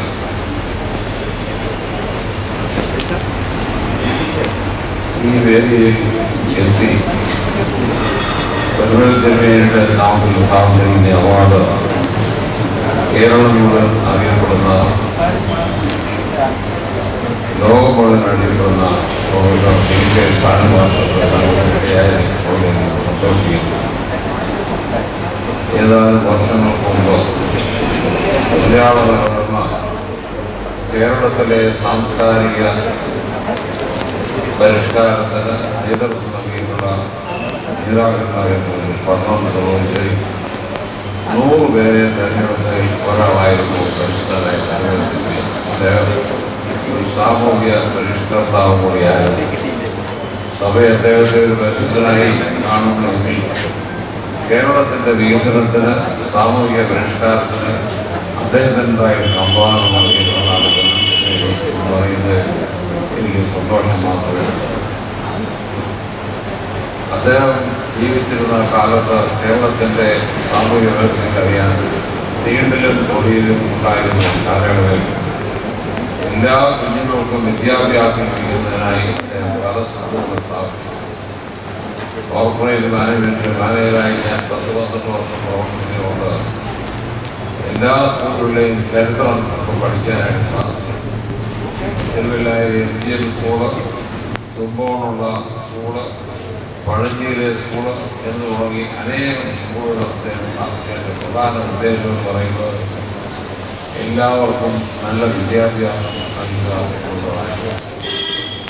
അതോടൊപ്പം തന്നെ അദ്ദേഹത്തിൻ്റെ ജീവിതത്തിൽ ആകർഷകരായി കടന്നു വന്നിട്ടുള്ള നാനാജാതികൾ സ്വന്തം കൈകൊണ്ട് വീട്ടിലും തൊഴിലുണ്ടായിരുന്ന കാലങ്ങളാണ്. ആ ഒട്ടത്തിൽ അവരെ സ്വന്തം കൈകൊണ്ട് താമസി പരിശുദ്ധ സഭയിലെ അദ്ദേഹം കൊണ്ടുവന്നു പറഞ്ഞാൽ അദ്ദേഹം എന്തുമാത്രം ദീർഘവീക്ഷണമുള്ള ഒരാളായിരുന്നു മനസ്സിലാക്കാൻ സാധിക്കും. എൻ്റെ ഭദ്രാസനത്തിൽ ഒരു പള്ളിയുണ്ട്. ആ പള്ളിയിലെ നല്ലൊരു സംഖ്യ ആളുകൾ ജനറൽ ക്രിസ്ത്യാനികൾപ്പെട്ടവരാണ്. ഞാൻ 85-ൽ ഭദ്രാസന ചുമതല ഏറ്റെടുത്ത അവസരത്തിലാണ് ഇതിനെക്കുറിച്ച് മനസ്സിലാക്കുന്നത്. ഞാൻ ഉടനെ തന്നെ അവിടെ ചെന്ന് അവരെല്ലാം വിളിച്ചുകൂടാതെ പറഞ്ഞു, നിങ്ങളുടെ ഏത് കർമ്മമുണ്ടെങ്കിലും മാമോദീസായോ അതോടൊപ്പം എന്നോട് നേരത്തെ എന്നോട് പറഞ്ഞാൽ മതി, ഞാൻ നടത്തില്ല. കാരണം പരിമളത്തിന് വേണ്ടി തുടങ്ങിയ പ്രവർത്തനം എന്നും ശക്തമായിട്ട് മുമ്പോട്ട് പോകണമെന്ന് ഞാൻ ആഗ്രഹിക്കുന്നു. എൻ്റെ ഭദ്രാസന സെക്രട്ടറി ഒഴികെ 4 പേര് ജോലി ചെയ്യുന്നതിൽ 2 പേര് ഈ സമൂഹത്തിൽപ്പെട്ടവരാണെന്ന് പറയുന്നത് എനിക്ക് അഭിമാനം മാത്രമേ ഉള്ളൂ. പരിമളത്തിന് ഒരു സാമൂഹ്യ പരിഷ്കർത്താവായിരുന്നു, വിദ്യാഭ്യാസ പ്രവർത്തനായിരുന്നു. അദ്ദേഹത്തിൻ്റെ നാമത്തിലുള്ള ഈ വർഷത്തെ അവാർഡ് പ്രൊഫസർ MK സാനുവിന് സമർപ്പിക്കുന്നതിൽ എനിക്ക് വളരെയധികം സന്തോഷമുണ്ട്. അദ്ദേഹത്തെക്കുറിച്ച് പല കാര്യങ്ങളും കൂടെ ഓർമ്മിക്കുകയുണ്ടായി. നിങ്ങൾക്ക് ആർക്കും അറിയാൻ വയ്യാത്തൊരു ബന്ധം ഞാനും സാനുമായിട്ടുമായി കൊണ്ടുപോയാലും അതുകൊണ്ട് വേദിയിൽ വന്നതിന് ശേഷമാണ് മനസ്സിലാകുന്നത്. അദ്ദേഹത്തെ ബയോഡേറ്റ വായിച്ചുകൊണ്ട് മനസ്സിലായത് അദ്ദേഹവും ഞാനും ആലപ്പുഴ GSRT സ്കൂളിൽ പഠിച്ച ആളുകളാണ് എന്നുള്ളത് മനസ്സിലായ. ഇന്ത്യക്ക് സ്വാതന്ത്ര്യം ലഭിക്കുന്ന അളവിൽ 4ാം ക്ലാസ്സിലെ ഒരു വിദ്യാർത്ഥിയായി ഞാൻ GSRT സ്കൂളിൽ പഠിച്ചുകൊണ്ടിരിക്കുന്നു. മഹാത്മാഗാന്ധി ചെയ്യുന്നതുപോലെ ഞാനിപ്പോൾ നോക്കുന്നു. അവിടെ നിന്ന് തന്നെയാണ് ഇദ്ദേഹം SLC അല്ലെങ്കിൽ സ്കൂൾ ഫൈനൽ പരീക്ഷ പാസ്സായെന്നുള്ളത് നമ്മുടെ വന്നതിന് ശേഷം അറിയാനായിട്ട് സാധിച്ചു. കൊണ്ടുവന്നു ഈ ചടങ്ങിൽ പങ്കെടുക്കുന്നതിൽ അദ്ദേഹത്തിന് എൻ്റെ കൈകളിൽ അവാർഡുകളായിരുന്നു സന്തോഷം. ഒരു പ്രാവശ്യം അറിയിട്ടുണ്ട്. ഇനിയും കൂടുതൽ കേരള സമൂഹത്തെ സേവിക്കുന്നത് ഇടയാകട്ടെ, ഈശ്വരനെ അനുഗ്രഹിക്കട്ടെ എന്ന് പ്രാർത്ഥിച്ചുകൊണ്ട് ഞാൻ വാക്കുകൾ. തുടർന്ന് കൊട്ടാരക്കര പുനലൂർ ഭദ്രാസന മെത്രാപ്പൊലീത്ത അഭിമന്യ ഡോക്ടർ യൂഹാനോൻ മാർ തേവദോറോസ് മെത്രാപ്പൊലീത്തയെ അനുഗ്രഹ പ്രഭാഷണത്തിനായി ക്ഷണിച്ചു കൊടുക്കും. പിതാക്കന്മാരെ, വേദിയിൽ ഉപവിഷ്ടരായിരിക്കുന്ന വിശിഷ്ട അതിഥികളെ, പ്രത്യേക നമ്മുടെ ഇന്നത്തെ വിശിഷ്ടാതിഥി professor M K Sanu master,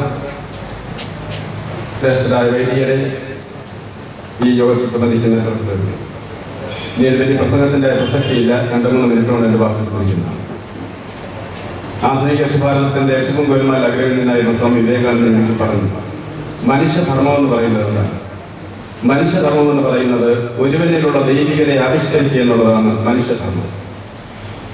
ഒരുവനിലുള്ള ദൈവികതയെ ആവിഷ്കരിക്കുക, ഇതാണ് മനുഷ്യധർമ്മം.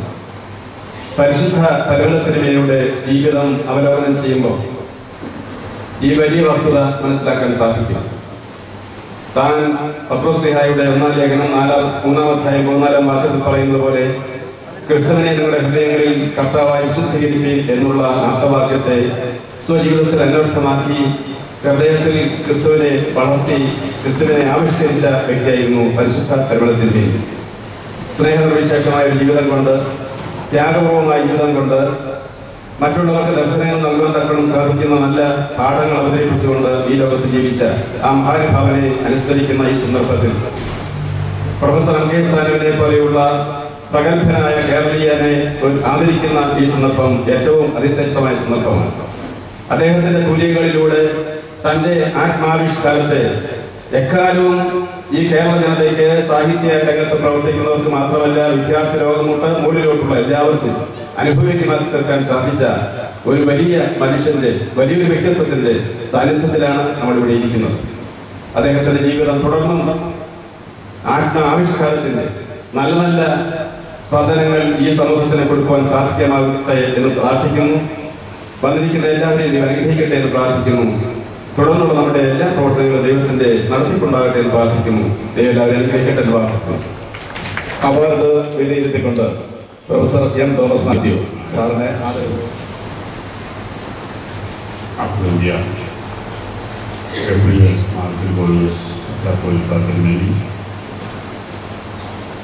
വേദിയിലുള്ള മറ്റെല്ലാ അഭിനന്ദന്മാരും, ശ്രേഷ്ഠരായ വൈദികരെ, സഹോദരി സഹോദരന്മാരെ, പ്രിയമുള്ളവർ, വളരെ ലഘുവായ ഒരു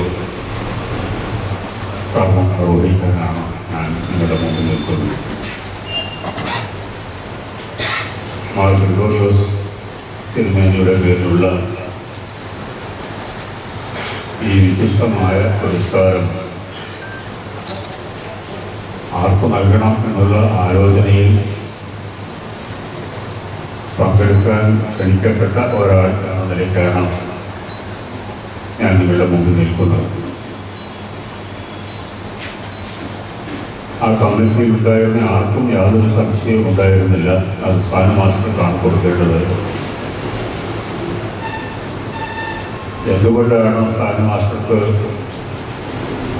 ഒരു അവാർഡ് കൊടുക്കേണ്ടത് എന്നാണ് ഞാൻ ഈ സദസ്സിന്റെ മുമ്പിൽ വിശദീകരിക്കേണ്ടതില്ല എന്ന് ഞാൻ വിചാരിക്കുന്നത്. കേരളം മുഴുവനും ആദരവോടുകൂടി അറിയുന്ന വിശിഷ്ടമായ വ്യക്തിത്വമാണ് സ്ഥാനമാസ്റ്റർക്കുള്ളത്. നമുക്കെല്ലാവർക്കും അറിയാം. സ്ഥാനമാസ്റ്ററുടെ വിവിധങ്ങളായ പ്രവർത്തന മണ്ഡലങ്ങളെ സംബന്ധിച്ച് നമുക്ക് നന്നായിട്ടറിയാം. ഒരു കാര്യം മാത്രം പറയാൻ സന്ദർഭം ഉപയോഗിക്കുകയാണ്. കരിമല തിരുമേനിയുടെ പേരിൽ ഒരു അവാർഡ് കൊടുക്കുന്നു എന്ന് പറയുന്നതിൻ്റെ അർത്ഥം ധാരാളം അവാർഡുകൾ ഏർപ്പെടുത്തപ്പെട്ടിട്ടുള്ള നമ്മുടെ രാജ്യത്ത് ചില മൂല്യങ്ങൾ എടുത്തു കാണിക്കേണ്ടതുണ്ട് എന്നുള്ള വിചാരത്തോടു കൂടി ഇത് നൽകുന്നു എന്നത് തന്നെയാണ്. പല സംഘടനകളും പല പ്രസ്ഥാനങ്ങളും തങ്ങളുടെ മേന്മ കാണിക്കുന്നതിന് വേണ്ടിയോ തങ്ങളുടെ പ്രശസ്തി വർദ്ധിപ്പിക്കുന്നതിന് വേണ്ടിയോ അവാർഡുകൾ ഏർപ്പെടുത്തുമ്പോൾ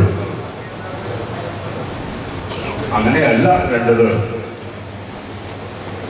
ഓരോ വ്യക്തിക്കും അവാർഡ് നൽകുമ്പോൾ ഒരു വലിയ മൂല്യത്തെ, മാനസികമായ ഒരു മൂല്യത്തെ ഉയർത്തി കാണിക്കുന്നു എന്ന ധർമ്മം കൂടി അനുഷ്ഠിക്കേണ്ടതുണ്ട് എന്ന് വിചാരിച്ചാണ് മാർ ഗ്രിഗോറിയോസ് സ്റ്റഡി ഫോറം പ്രവർത്തിക്കുന്നത്. ആ മൂല്യം പരിമല തിരുമേനി ഉയർത്തിപ്പിടിച്ച മൂല്യമായിരിക്കണം എന്ന കാര്യത്തിൽ യാതൊരു സംശയമില്ല. ഇത്തരത്തിൽ തന്റെ പ്രവർത്തനങ്ങളിലൂടെ, എഴുത്തിലൂടെയും അധ്യാപന വൃത്തിയിലൂടെയും പ്രഭാഷണങ്ങളിലൂടെയും പൊതുപ്രവർത്തനത്തിലൂടെയും ഒക്കെ സാൻ മാസ്റ്റർ എന്ത് മൂല്യമാണ് ഈ ലോകത്തിന് നൽകിയത് എന്നുള്ള ചോദ്യമാണ് യഥാർത്ഥത്തിൽ ഈ അവാർഡ് നിർണയ സമിതിയുടെ മുമ്പിൽ ഉണ്ടായിരുന്നത്. അദ്ദേഹത്തിന് വിപുലമായ രചനയുടെ ചരിത്രം ഞങ്ങളുടെ മുമ്പിൽ അവതരിപ്പിക്കേണ്ടതില്ല. സാഹിത്യ വിമർശനത്തിൻ്റെയും ജീവ ചരിത്രത്തിൻ്റെയും ഒക്കെ പശ്ചാത്തലത്തിൽ അദ്ദേഹം ചെയ്ത സേവനങ്ങളുടെ സ്വഭാവം ഞാൻ വിവരിക്കേണ്ടതില്ല. പക്ഷെ ഈ പ്രവൃത്തികളൊക്കെ ചെയ്യുമ്പോൾ അതത് വിഷയങ്ങളെ സംബന്ധിച്ച് ദീർഘമായി പഠിച്ച് പ്രഗത്ഭമായി എഴുതുന്നു എന്നതിനേക്കാൾ ഉപരി മനുഷ്യ ജീവിതത്തെ സംബന്ധിക്കുന്ന ഏതോ ചില ബോധങ്ങളെ ഉത്തേജിപ്പിക്കേണ്ടത് എങ്ങനെയെന്നുള്ള അന്വേഷണത്തിൽ സാൻ മാസ്റ്റർ ഏർപ്പെടുന്നത് നമുക്ക് കാണാൻ കഴിയും. ജീവിതത്തെ സംബന്ധിച്ചിടത്തോളം വളരെ പ്രാഥമികമായ ഒരു കാര്യം നമുക്കറിയാം. നാം ജീവിക്കുന്ന ലോകവും നാം ജീവിക്കാൻ ആഗ്രഹിക്കുന്ന ലോകവും തമ്മിൽ ഒട്ടേറെ അകലമുണ്ട് എന്നുള്ള സത്യത്തിന് മുമ്പിൽ നമുക്ക് നിൽക്കേണ്ടി വരും. അർത്ഥവത്തായ ഏത് കർമ്മവും ഈ അകലം എങ്ങനെ കുറച്ചുകൊണ്ടുവരാൻ കഴിയും എന്നുള്ള അന്വേഷണം തന്നെയാണ്. പരിമല തിരുമേനിയുടെ മുമ്പിലുണ്ടായിരുന്ന കാര്യവും അത് തന്നെയാണ്. തനിക്ക് ലഭിച്ച ആധ്യാത്മിക പ്രകാശത്തോടുകൂടി താൻ ജീവിക്കുന്ന ലോകത്ത് നോക്കിയപ്പോൾ താൻ ഉൾക്കൊള്ളുന്ന ഈ വെളിച്ചത്തിന്റെ ശോഭയിലല്ല ഈ ലോകം ജീവിക്കുന്നത്, ഈ ലോകം കഴിഞ്ഞുകൂടുന്നത് എന്ന് അദ്ദേഹത്തിന് തോന്നി. അതുകൊണ്ട് ഈ ലോകത്തിൽ തനിക്ക് ലഭിച്ച പ്രകാശം കടത്തേണ്ടതുണ്ട് അദ്ദേഹത്തിന് തോന്നി. വിദ്യാഭ്യാസ പ്രവർത്തനങ്ങൾ നടത്തുമ്പോൾ സമൂഹത്തിലെ അശരണരായ വ്യക്തികളെ സഹായിക്കാൻ ശ്രമിക്കുമ്പോൾ സമൂഹത്തിലെ അസമത്വങ്ങൾ പരിഹരിക്കാൻ ഉദ്യമിക്കുമ്പോഴൊക്കെ തിരുമേനിയുടെ മനസ്സിലുണ്ടായിരുന്ന പ്രശ്നം ഇതാണ്. താൻ കാണുന്നതാണ്, സ്വപ്നം കാണുന്നതാണ്, താൻ ആദർശമായി കാണുന്ന ഒരു ജീവിത ക്രമമാണ്, ഒരു ധാർമ്മിക വ്യവസ്ഥയുണ്ട്. ഈ ധാർമ്മിക വ്യവസ്ഥയിലേക്ക് തന്റെ ചുറ്റുപാടുകളെ എങ്ങനെ പരിവർത്തിപ്പിക്കാൻ കഴിയുമെന്നുള്ള അന്വേഷണത്തിന്റെ ഭാഗം എന്ന നിലയ്ക്ക് ദൃഢമായ ബലിഷ്ഠമായ വിശ്വാസത്തിന്റെ പ്രചോദനത്തോടുകൂടി പ്രവർത്തിക്കാൻ കഴിഞ്ഞതുകൊണ്ടാണ് പരിമല തിരുമേനി നമുക്കൊക്കെ ആരാധ്യനായ തിരുമേനിയായിത്തീരുന്നത്.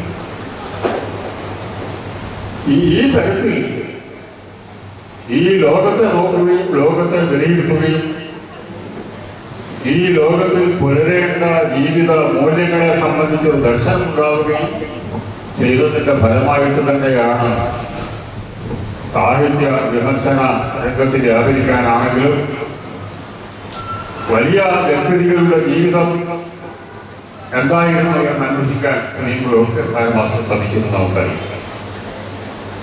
ഞാൻ ഓർക്കുന്നത് പല പ്രാവശ്യം സാൻ മാസ്റ്റർ ആവർത്തിച്ച വളരെ പ്രസിദ്ധമായൊരു വാക്യമാണ്. ബെറ്റർ റസലിന്റെ ഉത്തമമായ ജീവിതം എന്താണെന്ന് ചോദിക്കുന്നത് ഒരു ഭാഗമാണ്. സ്നേഹം പ്രചോദിപ്പിക്കുകയും ജ്ഞാനം വഴികാട്ടുകയും ചെയ്യുന്ന ജീവിതമാണ് ഉത്തമമായ ജീവിതം എന്നാണ് അദ്ദേഹം പറയുന്നത്. ഇതുതന്നെയാണ് മനുഷ്യന്റെ മൂല്യങ്ങൾ എന്ന് പറയുന്നത്. പരമമായ സത്യം എന്ത് എന്നുള്ള ചോദ്യം അലട്ടുന്ന മനസ്സുമായി ജീവിക്കുക.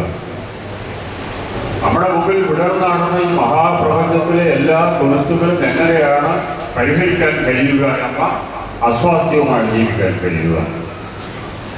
തന്റെ ചുറ്റുപാടുകളെ, മനുഷ്യജീവികളെ, സമസൃഷ്ടങ്ങളെ, ഈ പ്രകൃതിയെ, ജീവജാലങ്ങളെ എങ്ങനെയാണ് സ്നേഹത്തിൻ്റെയും കാരുണ്യത്തിൻ്റെയും വലയത്തിലേക്ക് ആനയിക്കാൻ കഴിയുക, ഇത് അന്വേഷിക്കുക എന്നത് തന്നെയാണ് മനുഷ്യജീവിതത്തിൽ ധന്യമാക്കാൻ പ്രധാനമായും വേണ്ടത്. ഈ പ്രചോദനമാണ്, ഈ ദർശനമാണ് സാനമാസ്റ്ററുടെ എല്ലാ കൃതിയിലും നമുക്ക് കാണാൻ കഴിയുന്നത്. വലിയ ജീവിതങ്ങളെ സംബന്ധിച്ച് അദ്ദേഹം എഴുതി.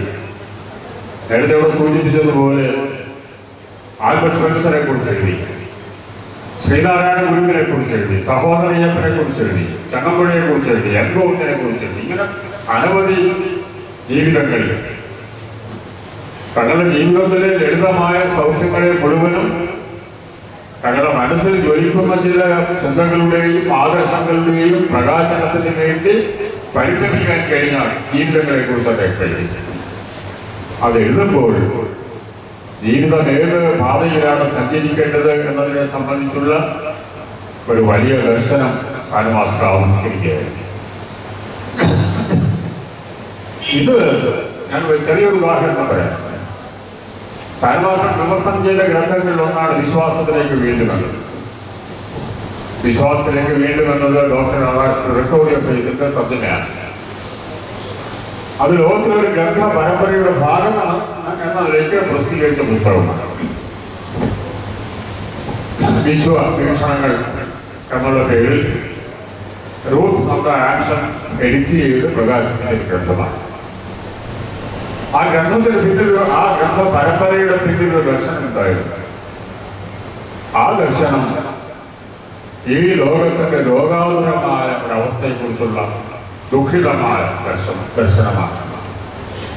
മനുഷ്യന്റെ ആത്മനിഷ്ഠമായ ഭാവങ്ങൾ മുഴുവനും അവന്റെ വികാരമണ്ഡലത്തിന്റെ ഏതോ വിദൂര കോണുകളിലേക്ക് തള്ളി മാറ്റപ്പെട്ടിരിക്കുന്നു. മനുഷ്യൻ നിരാന്തനായി തോന്നിയിരിക്കുന്നു. സ്നേഹത്തിന്റെയും ആർദ്രതയുടെയും കണികകൾ ഈ ഭൂമിയിൽ ഇല്ലാതായിരിക്കുന്നു. എങ്ങനെയാണ് ഈ രോഗാവസ്ഥയിൽ നിന്ന് മനുഷ്യ ജീവിതത്തെ രക്ഷിക്കാൻ കഴിയുക, ലോകത്തെ രക്ഷിക്കാൻ കഴിയുക എന്നുള്ള തപിച്ച അന്വേഷണത്തിന്റെ ആവിഷ്കാരങ്ങൾ എന്ന നിലയ്ക്കാണ് ലോകപ്രസിദ്ധരായ എഴുത്തുകാർ ഈ ഗ്രന്ഥ പരമ്പരയിൽ സംഭാവന ചെയ്തത്. ആ കൂട്ടത്തിൽ ഒന്നാണ് റെക്കോർഡ് ഓഫ് ഫെയ്ത്ത്. വിശ്വാസങ്ങൾ നശിച്ചുപോയൊരു കാലഘട്ടത്തിലുള്ള നാം ജീവിക്കുന്നുണ്ടെന്ന് രാധാകൃഷ്ണൻ പറഞ്ഞു. അതുകൊണ്ട് ഈ കാലഘട്ടത്തിൽ മനുഷ്യജീവിതത്തിൽ രക്ഷപ്പെടാൻ കഴിയണമെങ്കിൽ, മനുഷ്യജീവിതം ആദർശ സുരഭിതമാകണമെങ്കിൽ നല്ല ഉറച്ച വിശ്വാസങ്ങളിൽ അധിഷ്ഠിതമായ ജീവിതം കെട്ടിപ്പടുക്കാൻ കഴിയേണ്ടതുണ്ട് എന്ന് രാധാകൃഷ്ണൻ സമർപ്പിക്കുന്നു. ആ പുസ്തകമാണ് സാനമാസ്റ്റർ തർജ്ജമ ചെയ്യുന്നത്. അപ്പൊ വായിക്കാൻ രസമുള്ള ഒരു പുസ്തകം തർജ്ജമ ചെയ്യുക എന്നുള്ളതല്ല, മറിച്ച് നാം ജീവിക്കുന്ന കാലഘട്ടത്തോട് സവിശേഷമായ ഒരു സന്ദേശം നൽകാൻ ശ്രമിക്കുന്ന ഗ്രന്ഥം തർജ്ജമ ചെയ്യുക എന്നുള്ളതായിരുന്നു ഉദ്ദേശിച്ചത്. ഈ തരത്തിൽ സ്നേഹത്തിൻ്റെയും കാരുണ്യത്തിൻ്റെയും സ്വാതന്ത്ര്യത്തിൻ്റെയും ചുരുക്കത്തിൽ മനുഷ്യത്വത്തിൻ്റെ അടയാളങ്ങൾ എങ്ങനെയാണ് ഉയർത്തിപ്പിടിക്കാൻ കഴിയുക എന്നുള്ള അന്വേഷണമാണ് സാഹിത്യ വിമർശനത്തിൽ തുനിയുമ്പോൾ, ജീവചരിത്ര ഗ്രന്ഥങ്ങൾ എഴുതുമ്പോൾ, ലഘു ഉപന്യാസങ്ങൾ എഴുതുമ്പോൾ, അനുസ്മരണങ്ങൾ എഴുതുമ്പോഴൊക്കെ സാനമാസ്റ്റർ നിർവഹിച്ചിട്ടുള്ളത്. പരിമല തിരുമേനി തന്റെ മനസ്സിൽ കൂടിട്ട ആദർശങ്ങളുമായിരുന്നു. ഈ ജീവിതത്തെ കൂടുതൽ എങ്ങനെ സുന്ദരമാക്കി തീർക്കാൻ കഴിയും, ഈ ജീവിതത്തിന് നഷ്ടപ്പെട്ടു പോയ താളം എങ്ങനെ വീണ്ടെടുക്കാൻ കഴിയും, ഈ ലോകത്തിന്റെ സൗന്ദര്യം എങ്ങനെ വീണ്ടെടുക്കാൻ കഴിയും എന്നതായിരുന്നു അന്വേഷണം. ഈ അന്വേഷണം വളരെ സഫലമായി നിർവഹിക്കാൻ ശ്രമിക്കുന്നു. തൻ്റെ ജീവിതം അതിനുവേണ്ടി ഒഴിഞ്ഞു വെച്ചിരിക്കുന്നു എന്നത് തന്നെയാണ് പരിമല തിരുമേനിയുടെ പേരിലുള്ള ഈ പുരസ്കാരം സാലൻ മാസ്റ്റർക്ക് സമർപ്പിക്കുവാൻ തീരുമാനിക്കുമ്പോൾ അതിൻ്റെ പ്രവർത്തകന്മാരുടെ മനസ്സിലുണ്ടായിരുന്നത് എന്ന് മാത്രം പറഞ്ഞ ഞാൻ വാർത്തകൾ. അനുമോദന പ്രഭാഷണത്തിനായി ജില്ലാ പഞ്ചായത്ത് വൈസ് പ്രസിഡന്റ് ശ്രീ തമ്പി വെളുത്തറയെ ഈ അവാർഡ് ദാനത്തിൻ്റെ സമ്മേളനത്തിലെ അധ്യക്ഷൻ ആദരണീയനായ അവരുടെ ഡോക്ടർ ഇബ്രാഹിം മാർ ഗ്ലോറിയസ് ഒന്നപ്പലത്ത, വേദിയിൽ ഉപസ്ഥായിട്ടുള്ള ബഹുമാനായ നേതാക്കന്മാർ, യോഗം ഉദ്ഘാടനം ചെയ്ത government chief Shri PC George MLA, അനുസ്മരണ പ്രഭാഷണം നടത്തിയ സാഹിത്യ അക്കാദമിയുടെ vice chairman Shri Balendran Vadakkedath, award വിലയിരുത്തിയ പ്രൊഫസർ എം തോമസ് മാത്യു, ഇതിലൊക്കെയുപരി ഇന്ന് ഈ അവാർഡ് ഏറ്റുവാങ്ങിച്ച കേരളം ആരാധിക്കുന്ന സാഹിത്യകാരൻ ബഹുമാനായ പ്രൊഫസർ MK സാലുമാൻ, മാർ ഗ്ലോറിയസ് സ്റ്റഡി ഫോറത്തിൻ്റെ ഭാരവാഹികൾ, മറ്റ് വേദിയിലും സദസ്സിലുമുള്ള ബഹുമാന്യരെ പ്രിയപ്പെട്ടവർ, ദീർഘമായ അനുമോദന പ്രഭാഷണത്തിന് ഈ അവസരം വിനിയോഗിക്കുന്നില്ല. നമുക്ക് ഇവിടെ പലരും സൂചിപ്പിച്ച പോലെ തന്നെ പരുമല തിരുമേനി വളരെ നേരത്തെ സൂചിപ്പിച്ച പോലെ തന്നെ അദ്ദേഹം നടത്തിയിട്ടുള്ള സേവനങ്ങൾ, അതിൽ ആ സേവനങ്ങൾക്കും അതുപോലെ തന്നെ ഒരു സമൂഹം തടയപ്പെട്ടവരെ അവരെ സമൂഹത്തിന്റെ മുഖ്യധാരയിലേക്ക് കൊണ്ടുവരുന്നതിന് വേണ്ടി അദ്ദേഹം നടത്തിയിട്ടുള്ള ശ്രമങ്ങൾ, അതും ആ കഴിഞ്ഞ കാലഘട്ടത്തിൽ വളരെ ദുഷ്കരമായിട്ടുള്ള ഒരു കാലഘട്ടത്തിൽ അദ്ദേഹം ഏറ്റെടുത്ത ഒരു പ്രവൃത്തി, അത് പലരും ഇവിടെ പ്രത്യേകിച്ചെടുത്ത് പറയുണ്ടായി. തിരുമേനിയുടെ പ്രവർത്തനങ്ങളെ കുറിച്ച് മധ്യതിരുവിതാംകൂറിലും കേരളത്തിൽ തന്നെ വലിയ അഭിപ്രായവും വലിയ അംഗീകാരവുമാണ് ഉണ്ടായിട്ടുള്ളത്. നവോത്ഥാന നായകന്മാർ നമ്മുടെ നാട്ടിൽ വളരെയധികം പേരുണ്ടായെങ്കിലും ആ കൂട്ടത്തിൽ തന്നെ വളരെ കൂടുതൽ ഇവിടെ സൂചിപ്പിച്ചിരുന്നു, വളരെ താഴെത്തട്ടിൽ അല്ലെങ്കിൽ സമൂഹം അവരുടെ തന്നെ ചിത്രീകരിച്ചിരുന്ന ഒരു ഭാഗത്തെ ഉൾപ്പെടെ അവരെ അവരുടെ വീടുകളിലേക്ക് ചെന്നുകൊണ്ട് അവരെ പുതിയ സമൂഹത്തിന്റെ ഭാഗമാക്കി അവരും ഈ സമൂഹത്തിന്റെ ഭാഗമാണെന്നുള്ള ബോധത്തോടു കൂടി അവരെ കൊണ്ടുവരുന്നതിൽ അദ്ദേഹം നടത്തിയ പ്രവൃത്തി ഒരു കാലവും പൊതുസമൂഹം മറക്കില്ല എന്നുള്ളതാണ് വസ്തുത. ഇപ്പോഴും നമുക്കറിയാം, പല കാലഘട്ടത്തിൽ ഇപ്പോഴും നമ്മൾ ഒരുപാട് സ്വാതന്ത്ര്യത്തിന് ശേഷം സമൂഹം വലിയ മാറ്റങ്ങൾ ഉണ്ടായെങ്കിൽ കൂടി നോർത്ത് ഇന്ത്യൻ സംസ്ഥാനങ്ങളിൽ നിന്നൊക്കെയുള്ള ചില വാർത്തകൾ കേൾക്കുമ്പോൾ നമുക്ക് വലിയ വിഷമം കാണും. അവിടുത്തേക്ക് ഭൂവുടമകൾ ഇപ്പോഴും ഏക്കർ കണക്കിന് കൃഷിഭൂമികൾ കൈകടക്കി വെച്ചിരിക്കുകയാണ്. അവിടെ കൃഷിപ്പാടങ്ങളിൽ പണിയെടുക്കുന്നതിന് വേണ്ടി വിദ്യാഭ്യാസം കൊടുക്കാതെ, ശരിയായ ചികിത്സ കൊടുക്കാതെ അവരുടെ പാടങ്ങളിലെ പണിക്കാരായിട്ട് വലിയൊരു സമൂഹത്തെ ഇങ്ങനെ നിർത്തിയിരിക്കുകയാണ്. ആ സമൂഹങ്ങളിൽ ഈ പറയുന്നത് പോലെ തന്നെയുള്ള മിഷൻ പ്രവർത്തനങ്ങൾ വളരെ കാര്യക്ഷമമായി പ്രവർത്തനം നടത്തുന്നു. മിഷൻ പ്രവർത്തനത്തെ കുറിച്ചുമൊക്കെ അതിലെ താല്പര്യവും അതിലെ അംഗീകാരവും അവിടെ ഇടപെടലും കൊണ്ടാണ് പൊതുസമൂഹം ആ സമൂഹത്തിനോട് അല്ലെങ്കിൽ സമൂഹത്തിന് ആ ഭാഗത്തിനോട് ആ പ്രവർത്തനത്തോട് കൂടുതൽ താല്പര്യം കാണിച്ചിട്ടുണ്ട്. നോർത്ത് ഇന്ത്യയിൽ ഇതുപോലെ തന്നെ അവിടുത്തെ സംസ്ഥാനങ്ങളിൽ, അവിടെ ഈ പറയുന്ന ചേരി പ്രദേശങ്ങളിൽ, ഗ്രാമപ്രദേശങ്ങളിൽ വളരെ ദുഷ്കരമായി ഇപ്പോഴും നമ്മുടെ കേരളത്തിലില്ലായെങ്കിൽ കൂടി ഭാരതത്തിലെ ഏറ്റവും കൂടുതൽ ഈ പറയുന്ന പ്രദേശങ്ങളിൽ വളരെ കൂടുതലായിട്ട് ഇതുപോലുള്ള പ്രവർത്തികൾ നടന്നുകൊണ്ടിരിക്കുകയാണ്.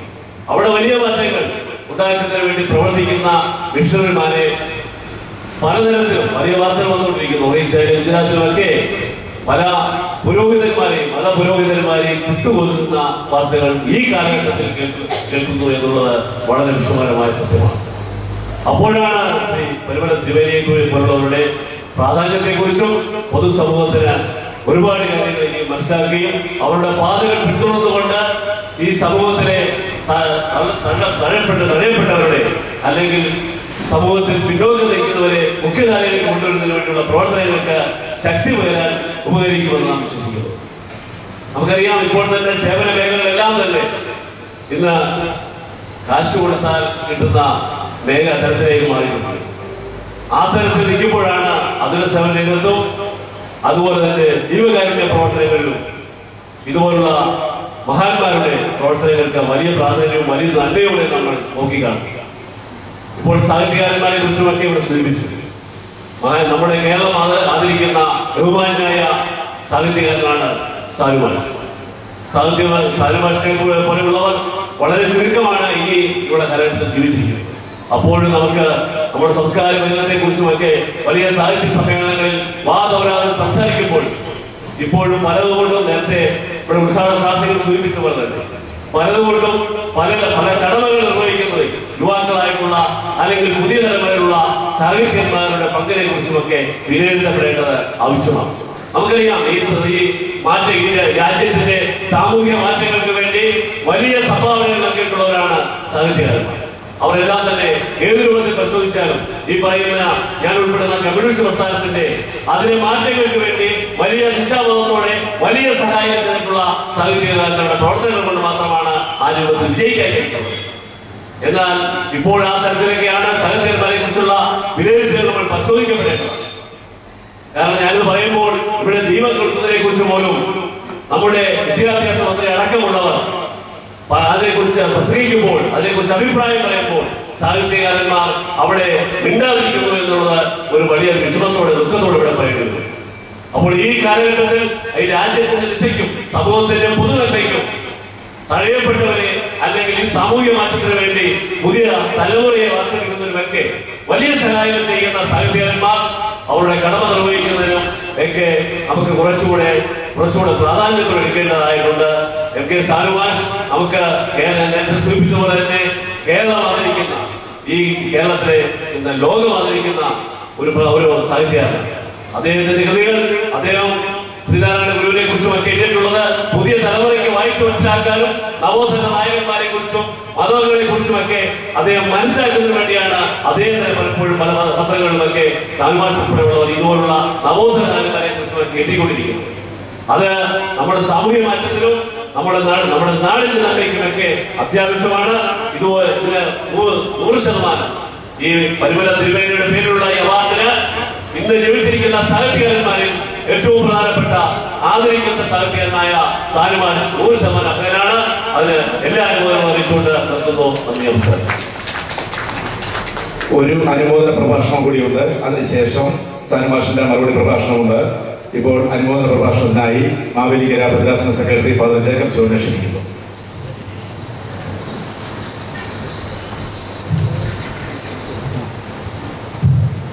അഭിമന്യ പിതാക്കന്മാരെ, ഇന്ന് അവാർഡ് സ്വീകരിക്കുന്ന പ്രൊഫസർ കെ സാലുകൾ, വേദിയിലും സദസ്സിലും ഉപസ്ഥരായിരിക്കുന്ന വിശിഷ്ട വ്യക്തികളെ, അല്പം മുമ്പ് താനാസിൽ സിരുവനെ ചോദിച്ചു സമയം എന്തായി.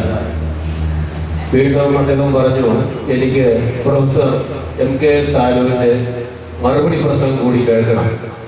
ഇതിനിടയിൽ നിൽക്കുന്ന ഒരാളെന്ന നിലയിൽ ഞാൻ കൃത്യമായി സമയം പാലിച്ചിരിക്കും.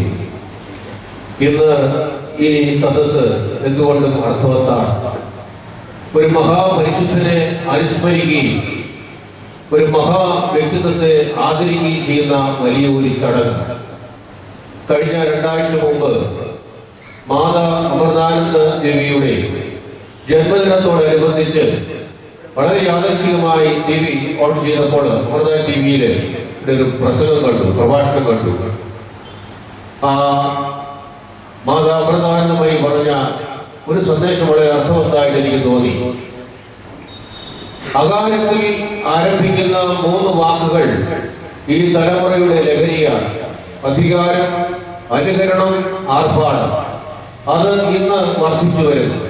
എന്നാൽ അകാലത്തിൽ ആരംഭിക്കുന്ന മറ്റൊരു വാക്കാണ് ആദരവ്.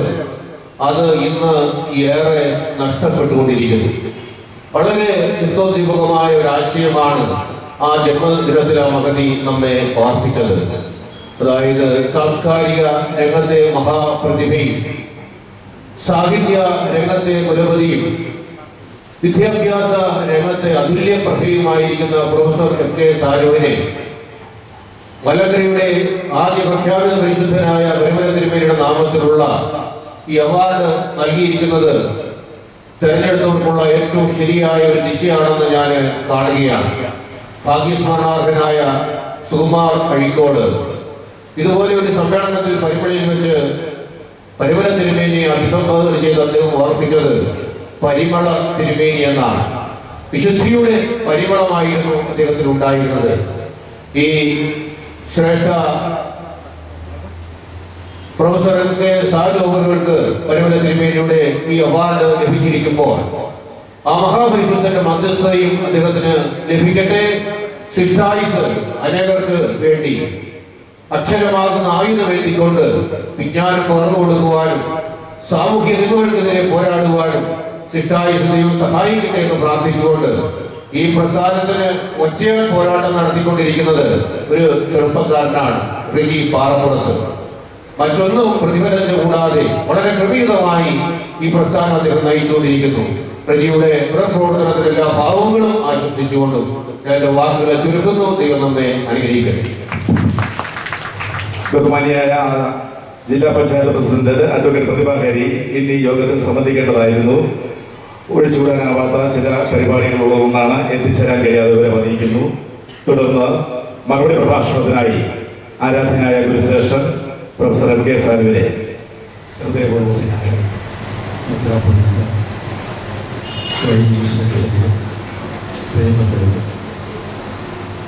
ആദ്യമായി ഞാൻ എൻ്റെ നന്ദിയാണ് രേഖപ്പെടുത്തുന്നത്. ഈ അവാർഡ് നിശ്ചയിച്ച ന്യായാധിപർക്ക് ആദ്യമായി ഞാൻ എൻ്റെ നന്ദി പ്രകാശിക്കുന്നു. സാഹിത്യകൃതികൾ വ്യക്തമായ നിർവചനത്തിന് വളരുന്നതല്ല. ഒരു സാഹിത്യകൃതി നല്ലതാണോ ചീത്തയാണോ എന്ന് നിശ്ചയിക്കാൻ നിങ്ങൾ ഞാൻ ഒരേ മാനദണ്ഡമല്ല ഉപയോഗിക്കുന്നത്. ഓരോ വ്യക്തി ഓരോ മാനദണ്ഡമാണ് ഉപയോഗിച്ചു വരുന്നത്. ആ മാനദണ്ഡം എനിക്ക് അനുകൂലമാകുന്ന രീതിയിൽ കൈക്കൊണ്ടിട്ടുള്ളവരാണ് ഈ ജഡ്ജി കമ്മിറ്റിയിൽ അംഗങ്ങളായി വന്നത്. അതുകൊണ്ട് എനിക്ക് ഇത് ലഭിച്ചു. അത് ലഭിച്ചതിൻ്റെ പേരിൽ ഞാൻ അവർക്ക് എൻ്റെ കൃതജ്ഞത ആദ്യമായി പ്രകാശിപ്പിച്ചുകൊണ്ട് പ്രത്യേകിച്ചും റെജി പാറപ്പുറത്തിനെ കുറിച്ച് ഒരു പരാമർശമുണ്ടായി. അദ്ദേഹം ഏറെക്കാലമായി ഞാനുമായി ആത്മബന്ധം പുലർത്തുന്ന ഒരു വ്യക്തിയാണ്. അദ്ദേഹത്തിനും ഞാൻ കൃതജ്ഞത പ്രകാശിപ്പിച്ചിരുന്നു. രണ്ടാമത് ഈ പുരസ്കാരം എനിക്ക് നൽകിയത് വിശുദ്ധനായ പരിമല തിരുമേനിയുടെ പേരിലാണ്. പരിമല തിരുമേനി നമ്മുടെ മഹാത്മാക്കളിൽ ഉന്നത സ്ഥാനം പുലർത്തുന്ന ഒരു വ്യക്തിയാണെന്ന കാര്യത്തിൽ നിങ്ങൾക്ക് സംശയമില്ലാത്തതുപോലെ കേരളീയക്കാർക്കും സംശയമില്ല എന്നാണ് ഞാൻ വിശ്വസിക്കുന്നത്. ഒരു മഹാത്മാവിനെ നാം നിശ്ചയിക്കുന്നത് അദ്ദേഹം തൻ്റെ കാലഘട്ടത്തിൽ മാറ്റം വരുത്തുകയും തൻ്റെ സഹജാതനെ ഉത്കൃഷ്ടമായ അവസ്ഥയിലേക്ക് നയിക്കുകയും ചെയ്യുന്നു എന്നതാണ്. ഉത്കൃഷ്ടമായ അവസ്ഥയിലേക്ക് നയിക്കുന്നു എന്ന് പറയുന്നതിൻ്റെ അർത്ഥം നാം വിചാരിക്കുന്നത് പോലെ ലളിതമല്ല. ജീവിതത്തിന് അനേകം മാനങ്ങളുണ്ട്. നിത്യജീവിതത്തിൽ നമുക്ക് കാര്യക്ഷമം കിട്ടണം, അതിന് വരുമാനം ഉണ്ടാവണം. വരുമാനമില്ലാതെ രാജ്യത്തിൽ കഴിയുന്നവർ ഒരു സമൂഹത്തിൻ്റെ കറയാണ്. അവരെ അതിൽ നിന്ന് മോചിപ്പിച്ചേ പറ്റും. പ്രത്യക്ഷത്തിൽ സാമ്പത്തികമായ രംഗത്ത് ദാരിദ്ര്യത്തിൽ ആണ്ടുകിടക്കുന്ന സഹോദരങ്ങളെ ഉന്നമിപ്പിക്കാനുള്ള പ്രവർത്തനം ദൈവികമായ പ്രവർത്തനത്തിൻ്റെ ഭാഗം തന്നെയാണ്. വിശുദ്ധനായ പരിമല തിരുമേനി ഞാൻ മനസ്സിലാക്കിയെടുത്തോളം ആളുകളെ ദാരിദ്ര്യത്തിൽ നിന്ന് മോചിതരായി സ്വയം പര്യാപ്തതയിൽ ജീവിക്കാൻ അങ്ങേയറ്റം സഹായിക്കാൻ അവർക്ക് അതിനാവശ്യമായ മാർഗനിർദ്ദേശം നൽകുകയും ചെയ്ത വ്യക്തിയാണ്. മനുഷ്യ ജീവിതത്തിന് പശ്ചാത്തലം ഒരുക്കുന്നത് നിങ്ങൾക്ക് എനിക്കും അറിയാം, ഈ പ്രകൃതിയാണ്, ജീവജാലങ്ങളാണ്. മുൻകാലങ്ങളിൽ ശാസ്ത്രീയ വീക്ഷണം പ്രകൃതിയെ കീഴടക്കുന്നതിന് മനുഷ്യൻ യത്നിക്കുന്നു എന്ന ശൈലി നമ്മെ പരിചയപ്പെടുത്തി. ഇന്ന് ലോകത്തിലെ ശാസ്ത്രചിന്ത അത് ഉപേക്ഷിച്ചിരിക്കുന്നു. പ്രകൃതി മനുഷ്യൻ്റെ പ്രതിയോഗിയല്ല. പ്രകൃതി മനുഷ്യ ജീവിതത്തിന് പൂരകമായ അനിപേക്ഷണീയമായ ഒരു സാന്നിധ്യമാണ്. അതറിഞ്ഞുകൊണ്ട് പ്രകൃതി സംരക്ഷിക്കുക എന്നത്, പ്രകൃതി പരിപോഷിപ്പിക്കുക എന്നത് മനുഷ്യൻ്റെ ദിവ്യമായ ചുമതലകളിലൊന്നാണ്. ഈ വീക്ഷണമാണ് ആധുനിക ശാസ്ത്രം വരുന്നതിന് മുമ്പ് തന്നെ, ആധുനിക പരിസ്ഥിതി ശാസ്ത്രം വരുന്നതിന് മുമ്പ് തന്നെ, ഈ പ്രശ്നങ്ങൾ ഉണ്ടാകുന്നതിന് മുമ്പ് തന്നെ വിശുദ്ധനായ പരിമല തിരുമേനി അനുയായികളെ ഉപദേശിച്ചത്. എല്ലാവരും ആവുന്നത്രയും വൃക്ഷങ്ങൾ വെച്ച് പഠിപ്പിക്കണം, ചെടികൾ പഠിപ്പിക്കണം. അങ്ങനെ വരുമാനമുള്ളതും വരുമാനമില്ലാത്തതുമായ ചെടികൾ കൊണ്ടും വൃക്ഷങ്ങൾ കൊണ്ടും നിങ്ങളുടെ ചുറ്റുപാടുകളെ മനോഹരമാക്കി തീർക്കുക, ഫലഭൂയിഷ്ടമാക്കി തീർക്കുക എന്ന ഉപദേശം ആ കാലഘട്ടത്തിൽ നൽകി എന്നത് ചെറിയ കാര്യമാണ്. ആ ഉപദേശം നൽകാൻ അദ്ദേഹത്തെ പ്രാപ്തനാക്കിയത് അദ്ദേഹത്തിൻ്റെ അഖണ്ഡ ദർശനമാണ് എന്ന് ഞാൻ വിചാരിക്കുന്നു. എല്ലാ വിശുദ്ധാത്മാക്കളും ഈശ്വര സാക്ഷാത്കാരം സിദ്ധിച്ചവരാണ്. ഈശ്വര സാക്ഷാത്കാരത്തിലൂടെ ഒരു മനുഷ്യൻ നേടുന്നത് പ്രകൃതിയും മനുഷ്യനും ഭിന്നരെന്ന് മാത്രമല്ല, ലോകത്തിലുള്ള എല്ലാ മനുഷ്യവർഗങ്ങളും അദൃശ്യമായ ചൈതന്യത്താൽ അഭേദ്യമാവിധം ബന്ധപ്പെട്ടിരിക്കുന്നുവെന്നാണ്. ആ ബന്ധം തിരിച്ചറിഞ്ഞ ഒരു ദൈവജ്ഞാനൻ ഈ ഏരിയയിൽ പ്രകൃതിയെയും മനുഷ്യ ജീവിതത്തെയും സമന്വയിപ്പിച്ചുകൊണ്ടല്ലാതെ ദർശിക്കുക സാധ്യമല്ല. ആ ദർശനമാണ് തൻ്റെ ഉപദേശങ്ങളിലൂടെ, കർമ്മങ്ങളിലൂടെ പരിമല തിരുമേനി അനുയായി വർഗത്തിന് നൽകിക്കൊണ്ടിരുന്നത്. നമ്മുടെ ഒരു കവി പറഞ്ഞിട്ടുണ്ട്, ലോകാനുരാഗമീരാത്തവരെ നരന്റെ ആകാരമാർന്ന് ഇവിടെ നിങ്ങൾ പിറന്നിടായി. ലോകാനുരാഗം ലോകത്തിൻ്റെ തരത്തിലുള്ള അനുരാഗമാണ്. ഈ ലോകത്തെ സ്നേഹിക്കാൻ കഴിയാത്തവരെ നിങ്ങൾ മനുഷ്യരൂപത്തിൽ ഇവിടെ ജനിക്കരുത്. മനുഷ്യരൂപത്തിൽ ജനിച്ചാൽ നിങ്ങൾക്ക് മനുഷ്യനാണെന്ന് അഭിമാനം കൊള്ളണമെന്നുണ്ടെങ്കിൽ നിങ്ങൾ ഈ ലോകത്തെ സ്നേഹിച്ചേ പറ്റൂ. സ്നേഹിക്കുക എന്നതിൻ്റെ അർത്ഥം സ്നേഹഭാചനങ്ങളെ വളർച്ചയിലേക്ക് നയിക്കുക എന്നതാണ്. ദാരിദ്ര്യത്തിൽ ആണ്ടുകിടക്കുന്ന സഹോദരങ്ങൾക്ക് ജീവിക്കാനുള്ള വകയുണ്ടാക്കി കൊടുക്കുക. വിദ്യാവിഹീനരായി അജ്ഞതയുടെ അന്ധകാരത്തിൽ ആണ്ടുകിടക്കുന്ന സഹോദരങ്ങളെ വിദ്യയിലേക്ക് നയിക്കുക എന്നതാണ്. പരിമല തിരുമേനി വിദ്യാഭ്യാസത്തിലൂടെ കണ്ടെന്നതാണ്. വിദ്യ ഒരു വിമോചന ശക്തിയാണ്. മനുഷ്യരെ അവരുടെ അന്ധതയിൽ നിന്ന് വിമോചിപ്പിച്ച് വെളിച്ചത്തിന്റെ ലോകത്തിലെത്തിക്കുകയും ലോകത്തെ സ്നേഹിക്കാനും ലോകത്തെ മനസ്സിലാക്കലിന്റെ അടിസ്ഥാനത്തിൽ ജീവിതം മെച്ചപ്പെടുത്താനും പ്രേരിപ്പിക്കുന്ന ഒരു വിശിഷ്ടമായ ആയുധമാണ് വിദ്യ. അതുകൊണ്ടാണ് അദ്ദേഹം ഏറ്റവും താഴ്ന്ന പടിയിൽ കിടക്കുന്നവരിൽ വിദ്യയുടെ വെളിച്ചത്തിലേക്ക് നയിക്കുന്നതിന് വളരെയധികം പ്രാധാന്യം നൽകിപ്പോന്നിരുന്നത്. ഒരു മനുഷ്യന്റെ മഹനീയത ഇതിലാണ് കാണേണ്ടത്. ഞാൻ ഉന്നത ശ്രേണിയിലുള്ളവരെ, അധികാര സ്ഥാനത്തുള്ളവരാകാം, സമ്പന്നരാകാം, സമൂഹത്തിന്റെ ഉയർന്ന പദവിയിലുള്ളവരാകാം, അവരെ ആഗ്രഹിക്കുന്നതല്ല. ആരും ശ്രദ്ധിക്കാതെ എന്റെ ചുറ്റുപാടും കഴിയുന്ന ദരിദ്രരെ, തെണ്ടികളെ, നിരാലംബരെ അവരെ ശ്രദ്ധിക്കുന്നിടത്താണ് ഞാൻ മനുഷ്യനാകുന്നത്. അതറിഞ്ഞുകൊണ്ട് തന്നെയാണ് പരിമല തിരുമേനി അദ്ദേഹത്തിന്റെ ജീവിതം കൊണ്ട് ഈ തത്വം, ഈ ദൈവിക തത്വം സാക്ഷാത്കരിച്ചത് ഞാൻ വിചാരിക്കുന്നു. ഞാൻ വളരെ ആരാധിക്കുന്ന ഒരു കവിയാണ് വാൾട്ട് വിറ്റ്മാൻ. അദ്ദേഹത്തിന്റെ ഏറ്റവും പ്രധാനപ്പെട്ട കവിതയിൽ പ്രഖ്യാപിക്കുന്നത് മൂകരും അടിച്ചമർത്തപ്പെട്ടവരുമായ ശബ്ദം എന്നിലൂടെ ഉയരട്ടെ. ഒരു കവിയുടെ, ലോകപ്രസിദ്ധനായ കവിയുടെ, ഋഷിയായ കവി അദ്ദേഹത്തെ വിളിച്ച് നമ്മൾ ടാഗോറാണ്. ശബ്ദമാണ് ഞാൻ പറയുന്നത്. എന്നിലൂടെ മൂകരും അടിച്ചമർത്തപ്പെട്ടവരുമായ ശബ്ദം ഉയരട്ടെ. അടിമകളുടെ ശബ്ദം, തെണ്ടികളുടെ ശബ്ദം, കുറ്റവാളികളുടെ ശബ്ദം, തടവറയിൽ കഴിയുന്നവരുടെ ശബ്ദം, വേശ്യകളുടെ ശബ്ദം, തീർച്ചയായും അവർക്കൊരു ശബ്ദമുണ്ട്. ഇവരുടെ എല്ലാം ശബ്ദം ഇതിലൂടെ ഉയരട്ടെ എന്ന് പറഞ്ഞുകൊണ്ടാണ് അദ്ദേഹം തന്നെക്കുറിച്ചുള്ള സംഗീതം സോങ് ഓഫ് മൈസെൽഫ് അവസാനിക്കുന്നത്. അതിലൂടെയാണ് അദ്ദേഹം ഋഷിയായ കവി എന്ന ടാഗോറിനാൽ പ്രകീർത്തിതനായത്. ഇത് തന്നെയാണ് ഒരു വലിയ കവിയുടെ ധർമ്മമാണ് സ്വന്തം ജീവിതത്തിലൂടെ കർമ്മത്തിലൂടെ പരിമല തിരുമേനി നമ്മുടെ നമ്മുടെ മധ്യത്തിൽ നിർവഹിച്ചത് നമുക്ക് മാതൃകയായി തീർന്നത്. പ്രൊഫസർ തോമസ് ചാണ്ടി പറഞ്ഞതുപോലെ നാം ഏത് ലോകത്തിലാണ് എത്തിച്ചേരേണ്ടതെന്ന് അദ്ദേഹം കാണിച്ചു തന്നു. ദാരിദ്ര്യമുള്ള ലോകത്തിൽ ജീവിക്കാൻ നാം ആഗ്രഹിക്കുന്നില്ല, വൈകൃതമുള്ള ലോകത്തിൽ ജീവിക്കാൻ നാം ആഗ്രഹിക്കുന്നില്ല. നമ്മുടെ വൈകൃതമാണ് കുറ്റവാസനകൾ, കുറ്റനീചത്വം മുതലായ അനേകം കാര്യങ്ങൾ. നമുക്ക് ആർക്കും അത്തരം സ്വസ്ഥതയുള്ള ലോകത്തിൽ ജീവിക്കാൻ നാം ആഗ്രഹിക്കുന്നില്ല.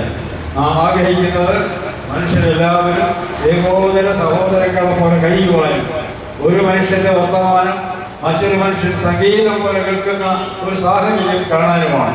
ആ അവസ്ഥയിലേക്ക് ഈ ലൗകിക ജീവിതത്തെ ഉയർത്തുന്നതിന് വേണ്ടി സ്വജീവിതം സമർപ്പിച്ച് ധന്യത നേടുകയും ഈശ്വരാനുഗ്രഹം നേടുകയും ചെയ്ത് വിശുദ്ധാത്മാവായി തീർന്ന പരിമല തിരുമേനിയുടെ മുമ്പിൽ ഞാൻ എൻ്റെ ശിരസ് ആദ്യമായി നമിക്കുന്നു. എഴുത്തിന്റെ ലോകത്തിൽ എഴുത്തുകാരൻ ശ്രമിക്കുന്നതും അതിന് തന്നെയാണ്. എഴുത്തിന് തീർച്ചയായും അക്ഷരത്തിന് തീർച്ചയായും അർത്ഥമുണ്ട്. അക്ഷരം മനുഷ്യന്റെ ആയുധം മാത്രമല്ല, അവന്റെ ആത്മാവിന്റെ ആഭരണം കൂടിയാണ്. ദൈവങ്ങളെപ്പോലും അതിശയിപ്പിക്കുന്ന തരത്തിൽ മനുഷ്യൻ അവന്റെ ആന്തരിക സിദ്ധികൾ വെളിപ്പെടുത്തിയത് അക്ഷരങ്ങളിലൂടെയാണ്. നമ്മൾ ലോക ചരിത്രം വായിക്കുമ്പോൾ ചരിത്രത്തിൽ നിന്ന് പറയാറുണ്ടെങ്കിലും ഹോമർ, വാൽമീകി, കാളിദാസൻ, വ്യാസൻ ഈ പേരുകൾ ഭാസുരമ നക്ഷത്രങ്ങളെ പോലെ നമ്മുടെ ചരിത്രത്തിൽ വിരസത്തിൽ കാണാൻ സാധിക്കും. അവരെന്താ ചെയ്തത്? അവരക്ഷരങ്ങളെ കൊണ്ട് അത്ഭുത രോഗങ്ങൾ സൃഷ്ടിക്കുകയാണ് ചെയ്തത്. ഗ്രീക്ക് കഥയിൽ അറിയാമെന്ന് ഞാൻ വിചാരിക്കുന്നു. പ്രോമത്തിയൂസ് എന്നൊരു ദേവന്റെ കഥയുണ്ട്.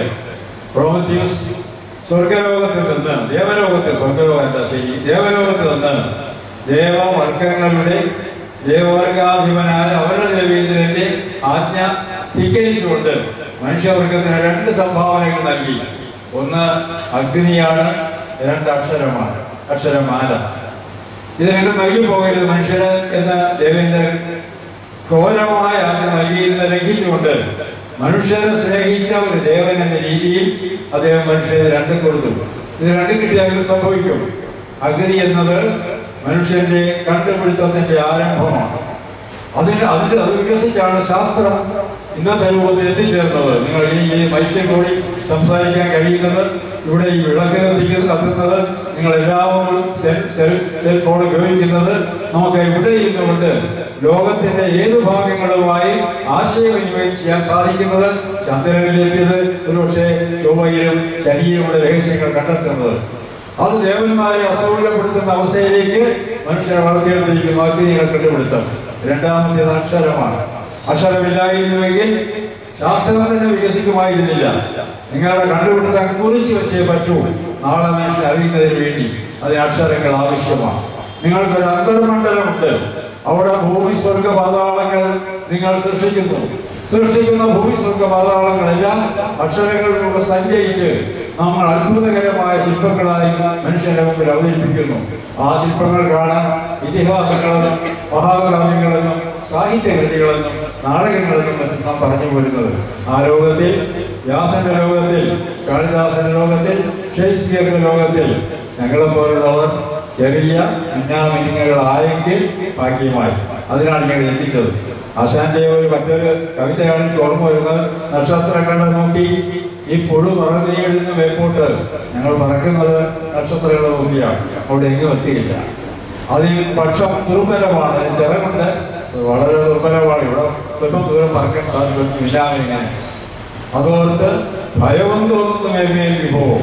ഈ ഭയമാണ്, ഈ ശങ്കയാണ് സാഹിത്യത്തിൽ അക്ഷരങ്ങളെടുത്ത് പെരുമാറുമ്പോൾ ഞങ്ങൾക്ക് എപ്പോഴും സ്വയം രക്ഷയ്ക്കായി നിലകൊള്ളുന്നത് എന്ന് തോന്നുന്നു. അതിന് വളരെ എളിയ നിലയിൽ പ്രവർത്തിച്ച ഒരു വ്യക്തി എന്ന രീതിയിൽ എനിക്ക് നിങ്ങൾ നൽകിയ ആദരവ് തീർച്ചയായും എൻ്റെ എന്താ ഞാൻ പറയേണ്ടത്, ആത്മീയ ബലത്തിന് കൂടുതൽ സഹായകരമായി തീരും എന്ന് ഞാൻ കരുതുന്നു. വാർദ്ധക്യം എന്നത് വാർദ്ധക്യം പ്രാപിച്ചവർക്ക് മാത്രമേ അറിയാൻ കഴിയുകയുള്ളൂ. മനുഷ്യന്റെ പലവിധമായ സിദ്ധികളും സാവധാനത്തിൽ മങ്ങി അവന് സ്വയം ദയനീയത തോന്നുന്ന ഒരവസ്ഥയാണ് വാർദ്ധക്യം എന്ന് പറയുന്നത്. പണ്ട് നിലാവെളിച്ചം തരുന്ന പുസ്തകം വായിക്കാൻ കഴിയുന്ന എനിക്ക് ഇന്ന് പകൽ വെളിച്ചത്തിലും വായിക്കാൻ സാധിക്കാത്ത വിധം എൻ്റെ കണ്ണുകൾ പരിക്ഷീണമായിരിക്കും. എവിടെയുള്ള ശബ്ദവും ഒരു കുരുവിയുടെ ശബ്ദം പോലും എൻ്റെ വീട്ടുമുറ്റത്തിരുന്ന് കേൾക്കുന്ന എൻ്റെ കാതുകൾ ഇന്ന് നിങ്ങൾ അവിടെ പറയുന്ന വാക്കുകൾ കേൾക്കാത്തതിലാണ് തെളിഞ്ഞിരിക്കുന്നു. വളരെ വേഗത്തിൽ ഒരു മണിക്കൂറിൽ ഒരുപക്ഷെ 4-5 മൈൽ നടന്നു പോകുന്ന എനിക്ക് ഇന്ന് ഇവിടുന്ന് ഗേറ്റ് വരെ നടക്കാൻ പ്രയാസമായി തീർന്നിരിക്കുന്നു. വാർദ്ധക്യം പ്രിയപ്പെട്ടവരെ പലതരത്തിലുള്ള പരാധീനതകൾ നമ്മിൽ ഏൽപ്പിക്കുന്നു.